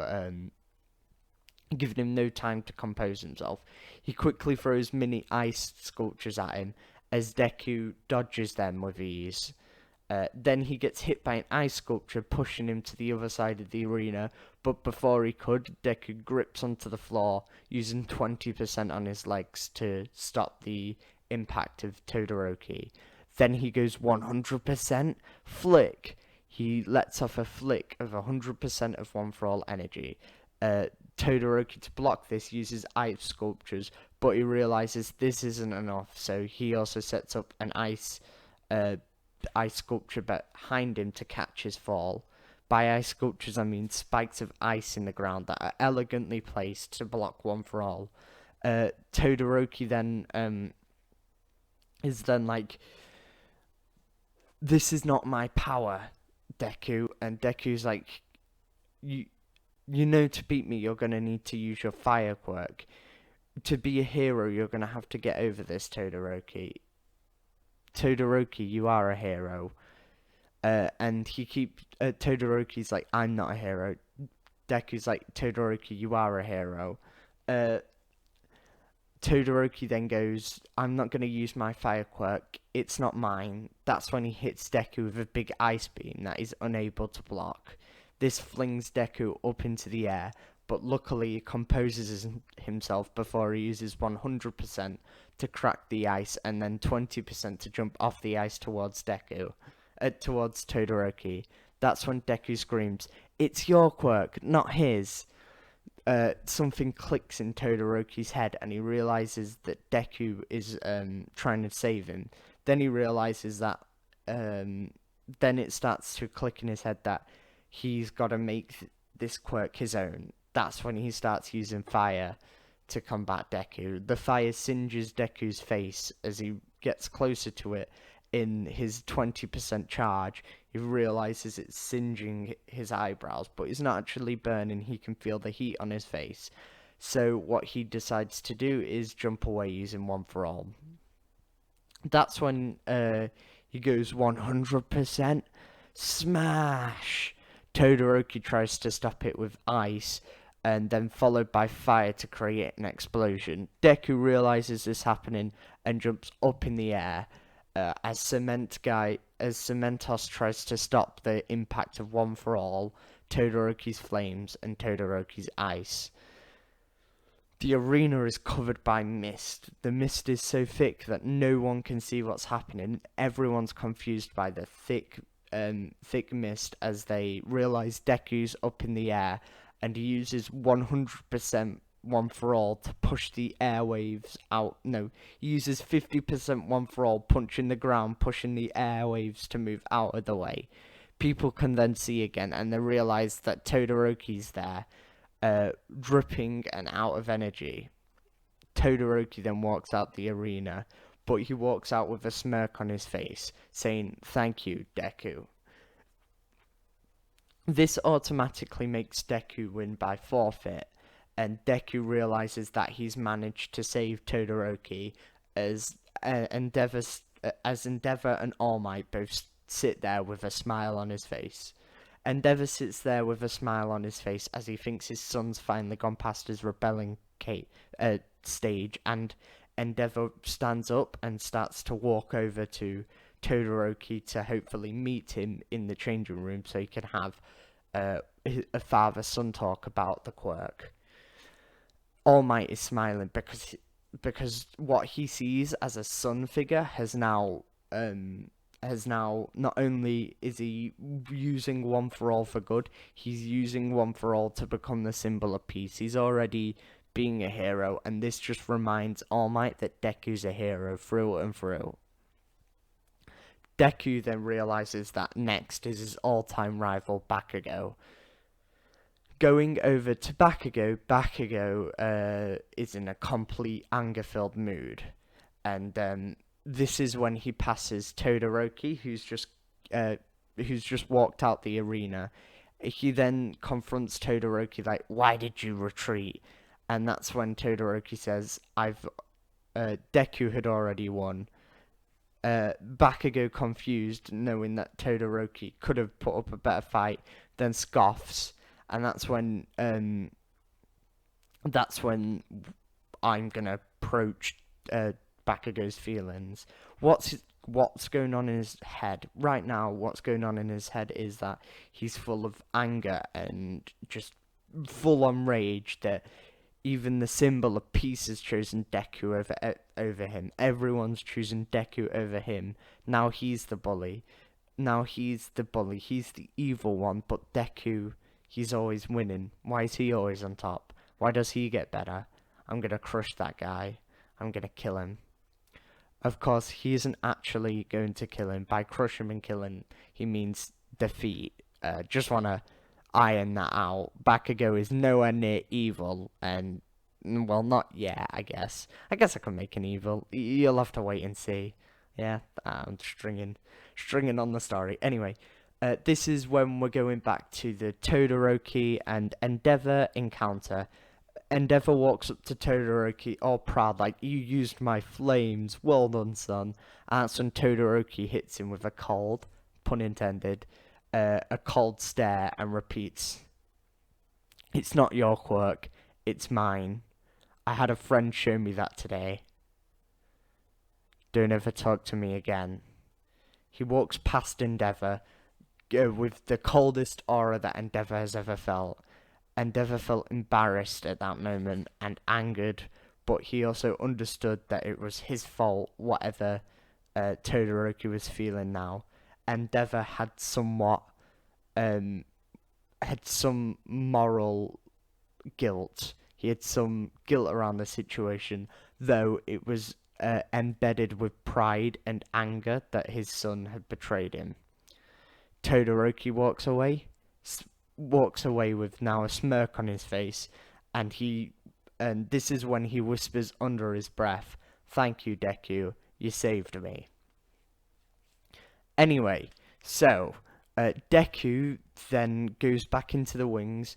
Luckily, he wasn't damaged too much, so after some light healing from Recovery Girl, everyone is getting hyped for the final battle after Bakugo after Bakugo fought Uraka.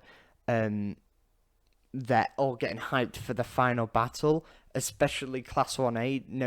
Especially Class 1A and Bakugo, as Bakugo thinks he's going to defeat Deku. Class 1A want to see the two strongest people fight it out, and Deku is thinking about all the times he was bullied in the past on how they're friends and how this might impact their friendship. Let's just say the intensity is through the roof. It's time for the fight between Deku and Bakugo. But before that, there's a little thing I want to call Ida. And Ida has just randomly gone for a phone call in the middle of the fight between Todoroki and Deku. That's because he got a phone call from his brother, and he wanted to tell him how he did in the run-up, and sadly tell him how he got taken out by...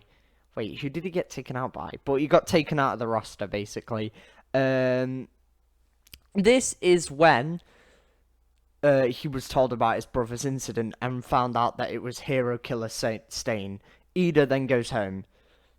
He's absolutely distraught to find out about his brother, and also really confused because his brother's really powerful. Ida is now full of anger, and he's just gone. He just wants nothing but revenge, revenge, revenge. That's what he's focused on. Flashing back to Bakugo, just to recover his emotions, he wants revenge for basically Deku being better and coming out of nowhere and taking his glory from the spotlight and taking his glory from the number one hero, All Might.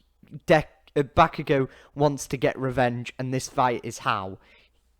He's clueless of how out of the league Deku is to him, because he just wants to full-on kill him, but doesn't want to kill him, really, he wants to defeat him, basically. And then this flashes over to Deku, who is there. He's kind of like, I've got to do this fight. I can't be scared. I can't be child Deku. I'm grown up now. I'm strong. I have a quirk. I also have to use 100%. I already know Bakugo's not going to accept it. We've been friends for a while now. I'm not that naive. Let's go.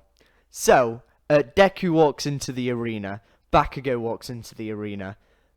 If looks could kill, Bakugo would have killed Deku by now. But of course, they can't. The arena can feel the tension, and they can also feel the nervousness from Deku. This is unique, as Deku's not felt nervous up until now, and this nervous is pure childhood Deku coming out. The reason he's not felt nervous before is because of his ability to control the situation. Deku immediately goes 20% and charges in. Bakugo immediately goes 100% for him and charges in. Bakugo uses his explosions to dodge out of the way, but he's not quick enough as Deku hits him with a right hook. This right hook knocks Bakugo off balance, but he quickly changes his posture and lets off one of his grenades straight off the bat. He's been storing up his sweat from all the tournament battles before, and he got his grenades checked in now that he realizes that Deku is getting stronger. He's been training a lot more and preparing a lot more, but he's mainly been preparing for his fight against Deku because he wants to defeat Deku.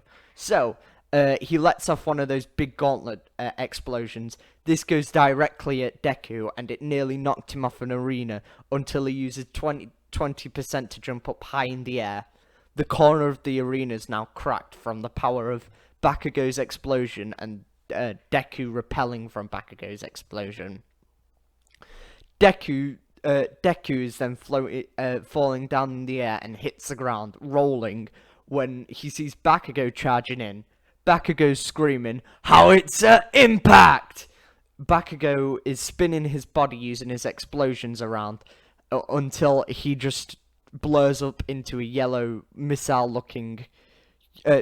human missile looking thing. His speed is picking up as he makes contact with Deku. The contact is direct, and Deku is now bleeding from the part of his body he contact. Luckily, it was just his fist, as Deku blocks it with a 20% attack. Bakugo comes out, and one of his gauntlets falls to pieces as they both come out the battle tattered and bruised, as blood drops down from Deku's knuckles from blocking the attack. If he had gone 100%, he wouldn't have felt this blood, but because he was only at 20%, his body gave in from the pressure of the howitzer impact. Deku then decides to get back at Bakugo and try and take him out once and for all. He does this through a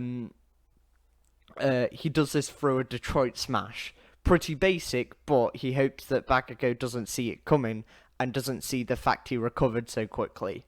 Unluckily for him, he did. Bakugo quickly dodges his Detroit Smash, but only due to his training is he able to narrowly dodge it. See, this is separating from the fight real quickly. Bakugo's just dodged Deku's attack. This is when there's going to be a flashback to Deku, and he's been flashback to Bakugo, who's been training tenfold than that he was in the original anime. He's been practicing his powers more. He's ready to fight Deku. He is now matched up to 20% of Deku. Deku realizes this, but he refuses to use a higher percentage because he wants to have a fair fight with Deku. He wants to have a fair fight with Bakugo. He wants to see who's more skillful. He wants to see who's more stronger. So, Deku then charges in with a 20% Detroit Smash, but Bakugo having the advantage from being the one who initiated the dodge, yet again deflects this Detroit Smash using AP shots. Just to clarify what's just happened, he's just dodged Deku's Detroit Smash, and then Deku tries to Detroit Smash him again, but instead gets hit by a direct shot of AP shots. These AP shots put Deku off balance and push him to the corner of the arena. Bakugo thinks he's going to win, getting ready to use his right gauntlet, who's been storing sweat for not only this whole battle, but yet again for the whole tournament. Bakugo then lets off this explosion as Deku dodges it. Deku dodges it by jumping up in the air, opening himself up, so Bakugo goes in with an explosion to try and hit Deku. Deku realizes this and then shows off one of these moves that he's been practicing. This move is a bit shabby because he's only been practicing it through watching Ida, but what he decides to do is instead of punch Bakugo, he kicks Bakugo. This puts Bakugo off guard, and Deku, if anyone knows what this means, scorpion kicks Bakugo over his head, flinging Bakugo towards the ground. Because they're in the corner of the arena, this Bakugo makes contact with the corner of the arena. Then Deku lands and pushes him over the edge. Bakugo is currently unable to battle, which means that Deku has won the fight, surprisingly, because he was limiting himself to 20%. That's when he says to himself in the head, wow, Bakugo must be like one of the strongest in the world, never mind in UA. And the rest of the students are just looking there in absolute amazement from the battle they've seen. This battle, the battle of two legendary up-and-coming heroes. But it was very clear to see that Deku could have gone stronger and could have had the upper hand. So they see the but only All Might really knows this. So All Might is honored to be Deku's leader. All Might smiles as everyone chants Deku's name, and then chant Bakugo's name to keep him on. They're basically like Bakugo, Deku, Bakugo, Deku.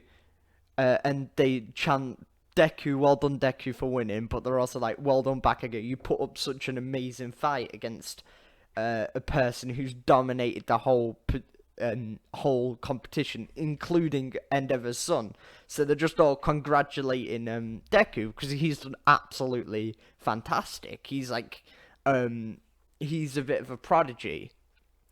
We're then flashing to Shigaraki, who's stood there with a smashed glass all around the bar. This smashed glass looks like it's been smashed from Shigaraki's hand, smashing it against the table, so it's spread across the whole bar counter shop. That's when it pans up to then that's when it pans up to not Todoroki. Shigaraki's face. That's when it pans up to Shigaraki's face, full of anger. And then it flashes back to this TV, zooming in into the sports festival. Some time has passed, and that's when Deku is called upon the podium. He is first place with Bakugo at second place, respectively standing there quietly, but you could feel the anger and behind his eyes. Of course, what's his name? Ida would be in third place, but he's not shown there. So instead, it's Uraka in fourth place, and someone Toshinori. There we go. No, that's All Might. The bird person. I promise. Someone put it in the comments, and I still can't remember it. I'm so sorry, guys. And the bird person's in third place. Uraka's in fourth place. Bakugo's in second place, and Deku's in first place, with Todoroki in joint second place with Bakugo. That is when the end of the UA Sports Festival has happened, and Deku goes home. He goes home to realise that he has school the next day, so he goes home, and then he realizes he's got a text message from All Might to come and meet him at the beach. He realizes it's pretty late at night, so he goes to tell his mum, and his mum has just seen him on UA and is absolutely gassed for him. So it's like, yeah, go out, have a nice time. Well done on the victory, and basically cuddling him all, giving him a hug and telling him to basically go. Deku goes and meets up with All Might. All Might then says, well done with today, you've done amazing. I don't mean the sports festival. Of course, you did do well there, but you acted like a true hero today. What you did, saving Bakugo, you stopped him from being filled with anger, though we could all still tell it. You stopped him from outbursting. You also stopped him from, you also stopped Todoroki from his dark path. I know only I could see the heroic acts today, but still, you're an absolute hero, and well done, Deku. May I say, the speech was also fantastic. This is, of course, flashing back to the fact that Deku is, Wait, no, may I say, though, you couldn't save Bakugo from that horrific speech. That's when they both chuckle, and it flashes back to Bakugo doing his speech where he does it all evil and villain-like, and basically, I'm gonna beat all these people. The reason that Bakugo still got the speech is because Deku was not valedictorian. He wasn't the leader. By the way, I don't know whether valedictorian is a real word, but he wasn't the first. He didn't come first. It was actually Bakugo that came first.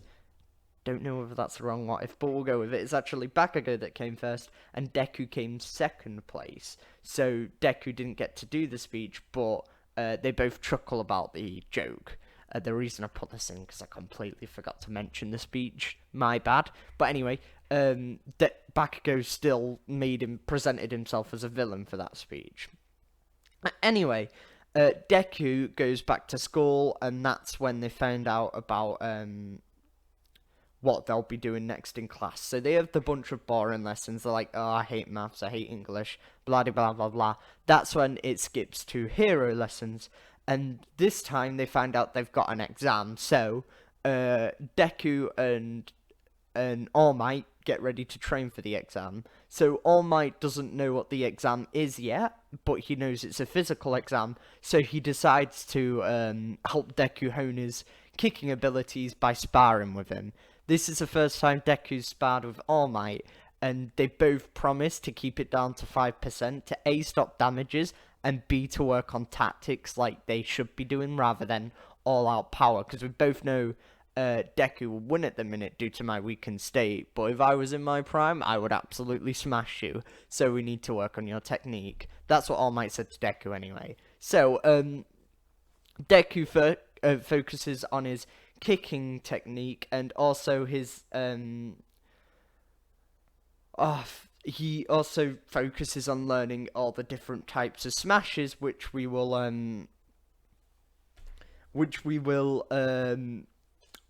focus on when he does the training exam. Of course, that's when on the night before the training exam, All Might gets told what the training exam is about, and then he realizes what's going to happen. So, anyway, Deku goes to school after training with All Might and doing school for a couple of days, and that's when Deku is told about the the exam they're going to be having. I think it might be the, I don't know, I'll call it the after UA exam. This is when they find out it's going to be teacher versus hero. So, anyway, Deku's getting ready, pumped up, thinking, oh, what teacher will I be fighting? That's when the teams are released. So Uraka and Shiny Boy is off also, sorry about the names here, is off against Ectoplasm, as you know, Ida and, wait, I'm so sorry. This isn't it. No, sorry. The training exam is going to be afterwards. That's when the twist goes that the training exam is going to be afterwards. But before then, you've got hero agencies. So, depending on how you did in UA, you'll get offered different hero places. That's when Deku realizes he's getting offered a place by Gran Torino. I'm so sorry about this, by the way. I've completely messed this up, but I promise I'll fix it now. So that's when Deku gets promised a place by Gran Torino, and Deku also is getting ready for the teacher training exam because he's been told about it, that he's going to be having it after his after he's gone out with the heroes, well, on his hero license thing, you know, with Gran Torino, that thing. After he's done that, he's going to have a test with teachers that he has been told about now, just because, yeah. So Deku, All Might has taught him shoot style, kind of. Not fully taught him it. And Deku is practicing, basically just utilizing one for all. And he's also getting ready for his heroes exam. But before then, he's off to basically intern. There we go, intern. But, of course, this intern... Jump into the video now. So, anyway. just to iron out what happened last episode to make it a little bit clearer, because I did mess up a bit. I apologise for that. That's why this video is coming out. What Deku is doing, he's going to train with Gran Torino in a hero or mentoring thing. But he knows that he's training for the hero exam, which is a hero exam to make sure that they can go away to the, I think it's hero training camp. There we go. So he needs to pass this, and he's pretty sure he's going to pass this, but he wants to train with Gran Torino because Gran Torino trained All Might.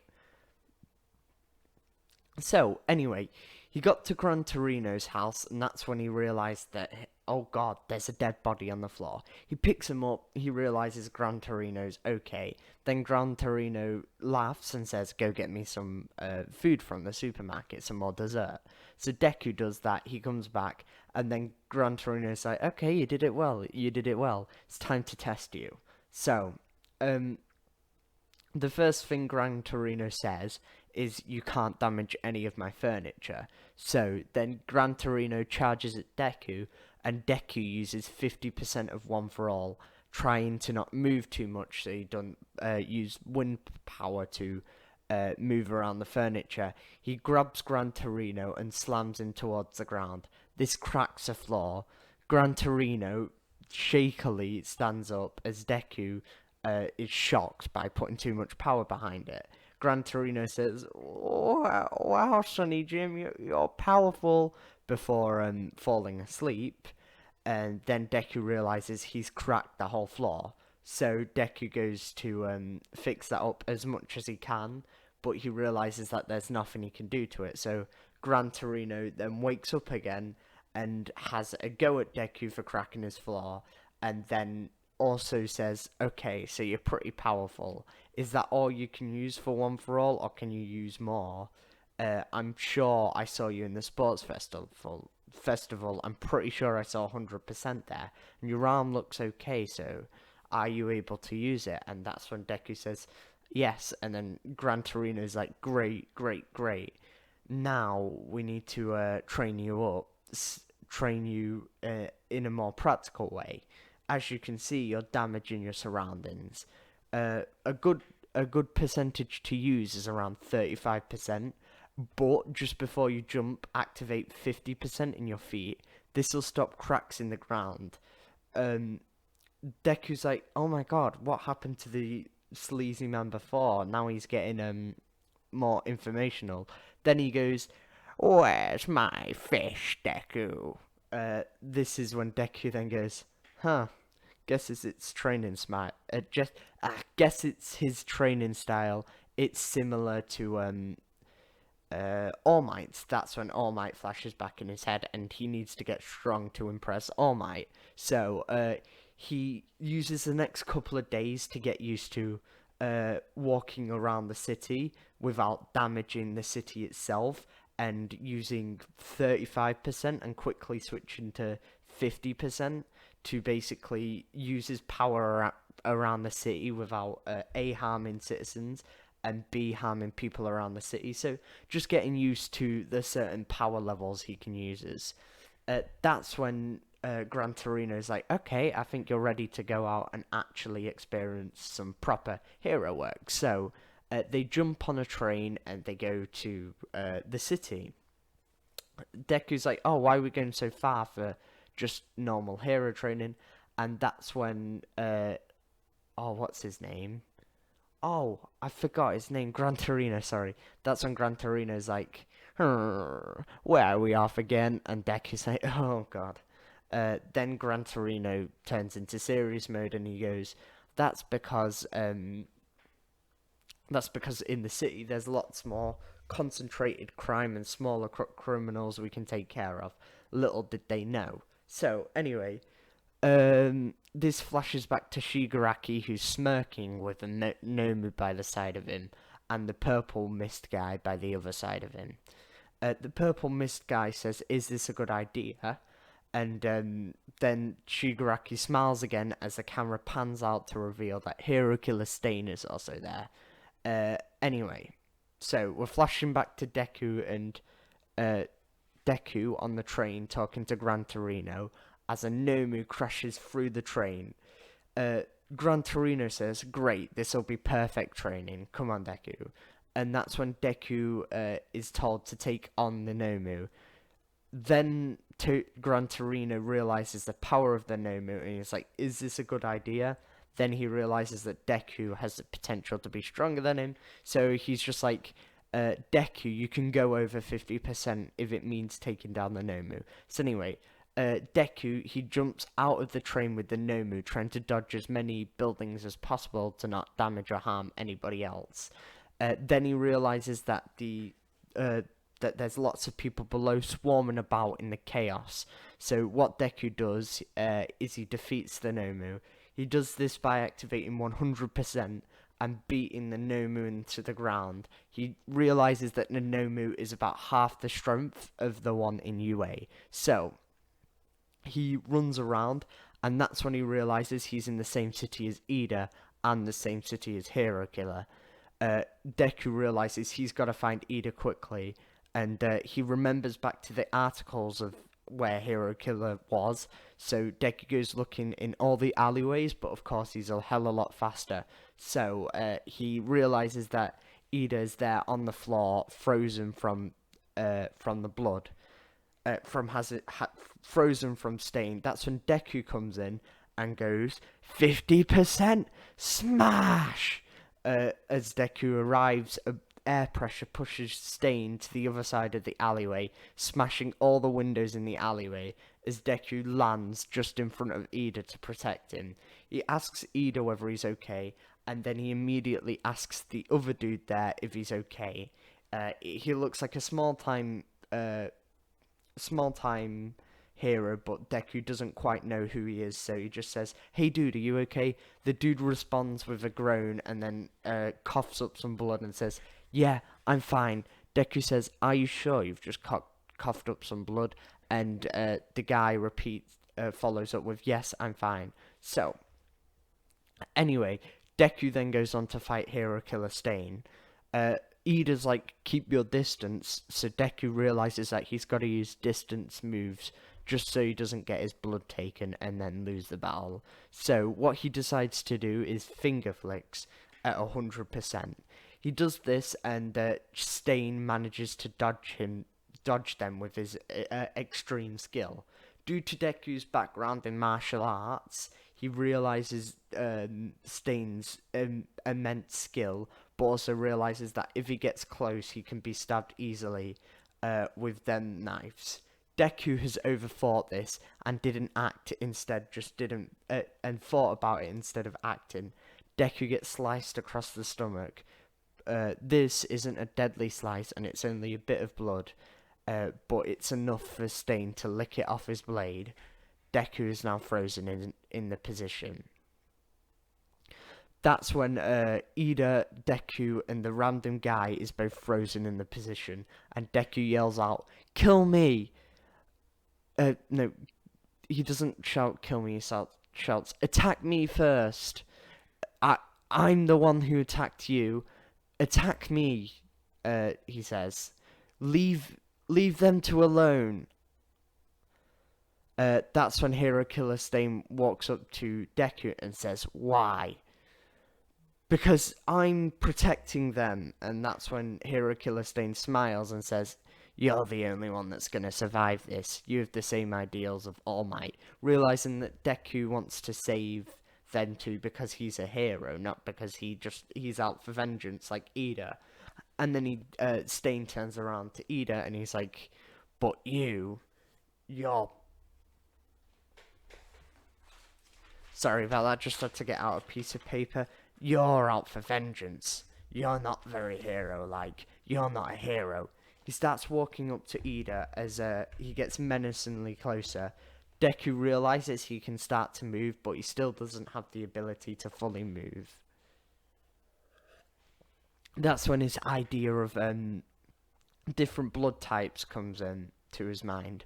But luckily, but then Deku is panicking, realizing that Ida might not be saved. But then a wall of ice comes out of nowhere, blocking Stain's blade.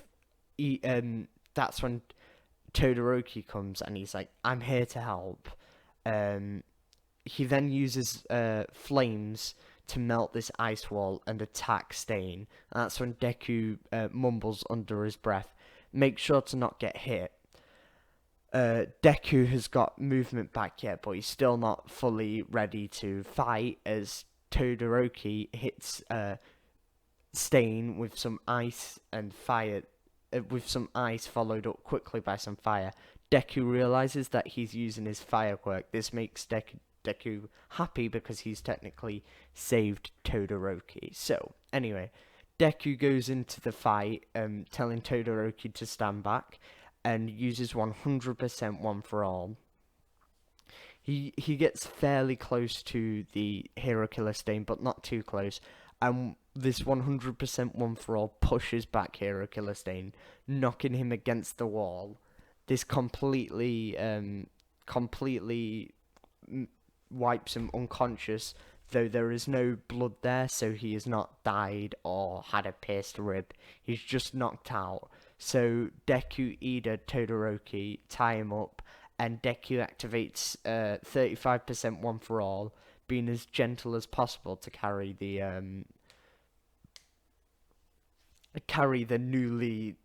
the damaged hero, the damaged unidentified hero, back to civilization. He then passes it to Ida, realizing that Endeavor is struggling to take on the what's it called? Take on the Nomus. Ida is sat on the floor with a damaged leg as Deku puts the guy next to him and asks Todoroki to take care of him. Todoroki happily takes care of him, feeling indebted to Deku. So Deku is ready to go ham on these Nomus.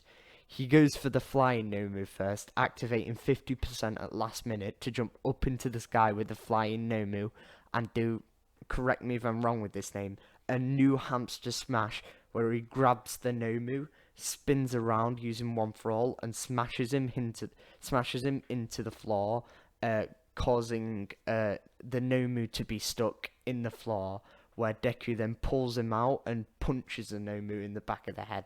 This knocks out the Nomu. Of course, he doesn't punch the Nomu to kill him. He knocks out the Nomu successfully, quite successfully as well, which is nice and good. That's the flying Nomu taken care of. And then next is the Nomu Endeavor was up against. So Deku goes 50% one for all, and jumps when Endeavor has stopped to take a break from hitting it with flames. This hits the Nomu's body, causing it to be completely destroyed. Then Deku realizes that even though the rest of the Nomus are taken care of, there's still some saving that needs to go happen. So he goes and saves the rest of the people and basically clears up the whole situation. Then Deku is told to visit the hospital. Then Deku goes to visit the hospital with Todoroki and Ida. Ida and Todoroki are getting patched up from their fight. Todoroki just got some light scrapes. Ida has that problem with his hands, I think it was. I think it was with his hands or his legs or something like that. And Deku is then interrupted by the cops. Deku, Ida, and Todoroki are told off for killing the hero killer, but they are told that Endeavor can take credit for this. This, of course, well, no, they didn't kill him, sorry, for taking out the hero killer. This, of course, really angers Todoroki, but he realizes that he has to do it for the greater good of the rest of the students there. So, Deku and Ida. That's when the unidentified hero comes in and thanks him, and they all get sent home from their studies. Gran Torino then calls up Deku, having a go at him, but also saying, well done, you did well, you saved people. Personally, I think it's the system that's corrupt. Anyway, I'll get my license back. You know, the license I didn't need anyway, so good on you, Deku, for being such a, I don't know, hero. So, Anyway, this leads us on to the teacher exam, because basically there's the, I think it's like the mid roll exam. Deku absolutely aced the mental or the theory exam because he's been revising a lot. He's basically he's been revising as much as he can. So he came like what? Did he came seventh, eighth, maybe fourth somewhere? He absolutely aced it. So now it's all up to the teacher exams. So, what will the teachers lineup be since Mineta is actually taken out? So, the teacher lineup is Deku versus All Might.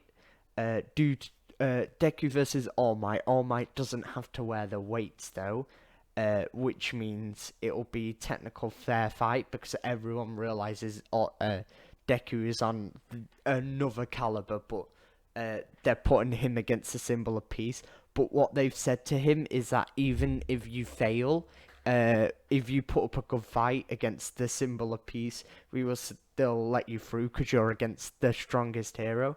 And Deku's like, okay, that's fair, that's fair. And then it's Bakugo and Mineta versus Midnight, and the rest of them stay the same. So, I'm going to start with the Bakugo and Mineta fight, because that's not going to be as cool as the Deku versus All Might fight. So, Bakugo and Mineta, it goes pretty basically. Mineta cowardly runs in as Bakugo charges in straight away. Midnight easily takes out Bakugo using her quirk, and what was I gonna say? And Mineta is easily taken out afterwards because he's not having the inspiration quote, leaving them both to terribly fail. They do the worst in the class, and it's quite shocking how none of them got kicked out because they did that bad, and it was quite embarrassing. Anyway, on to the Deku versus All Might fight. So this starts off with All Might doing the iconic punch, crushing half the city. Uh, Deku realizes that this opens it up, so he activates 50% running to build momentum and then jumps up to 65%. Usually, this would crack the ground, which it is, but the ground is already destroyed, so that's absolutely fine. So Deku's basically charging an All Might until All Might realizes Deku's coming and pulls back to do another punch. Deku realizes this punch is happening and jumps up in the air, getting slowed down by the air pressure but not getting defeated by it at all. Then Deku realizes All Might's jumped up to him, so Deku uses 100% of 100% punch and the air pressure knockback to knock him back down to the ground, landing in a superhero pose and rolling out. Then All Might appears in front of Deku and punches at him, but Deku manages to catch All Might's punch and aims to punch him in the stomach.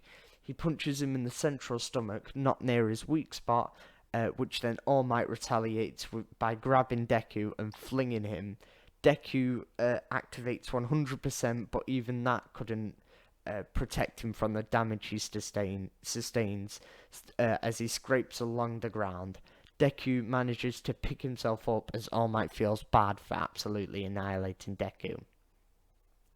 Deku realizes that he could escape against the symbol of peace, but he'll be better off trying to capture him. So what Deku does is he walks up to All Might using 100% air pressure to distract him. Then he uses 100% kick and kicks the ground instead of anything else. What this does is blinds All Might so Deku can go in for a clean punch. This clean punch is directly on his chest again, and Deku follows it up with a couple more punches, which absolutely which wind All Might. Deku then realizes All Might is weakened as smoke starts to come from his body as soon as a particle dust appears. Deku runs up with the two handcuffs handcuffing All Might before he has time to recover, as All Might starts coughing rapidly. Deku feels bad, feeling like he's gone too hard on All Might, so he quickly ushers him out to go to medical, and then All Might then smiles and says, "Huh, I've gotten weaker than I thought, or maybe you've just gotten so strong." And then that's when Deku also smiles, and the rest of UA are absolutely amazed by Deku's power, not seeing him fully, not seeing him directly use One for All like that before, at 100% without sustaining damage, like he did in the normal show. So, anyway, this leads on to the training camp, which I will. Hey guys, I just want to thank you guys if you've watched till the very end. That's absolutely amazing of all of you. I don't think anyone will, but if you are, hello. I just want to say I got this idea from Anime Outlet about the whole movie idea, and I just want to thank you all. And if you comment waffles, yeah, waffles as in, the things you eat like waffles. If you comment that down below, I know you watched it all to the end, and I will be over the moon with you, and it'll be fantastic. And yeah, I'll just be, yeah. So yeah, again, I want to thank you guys for watching. Have a nice evening, and of course, see you tomorrow. Yeah, this will be the last video today, so see you tomorrow.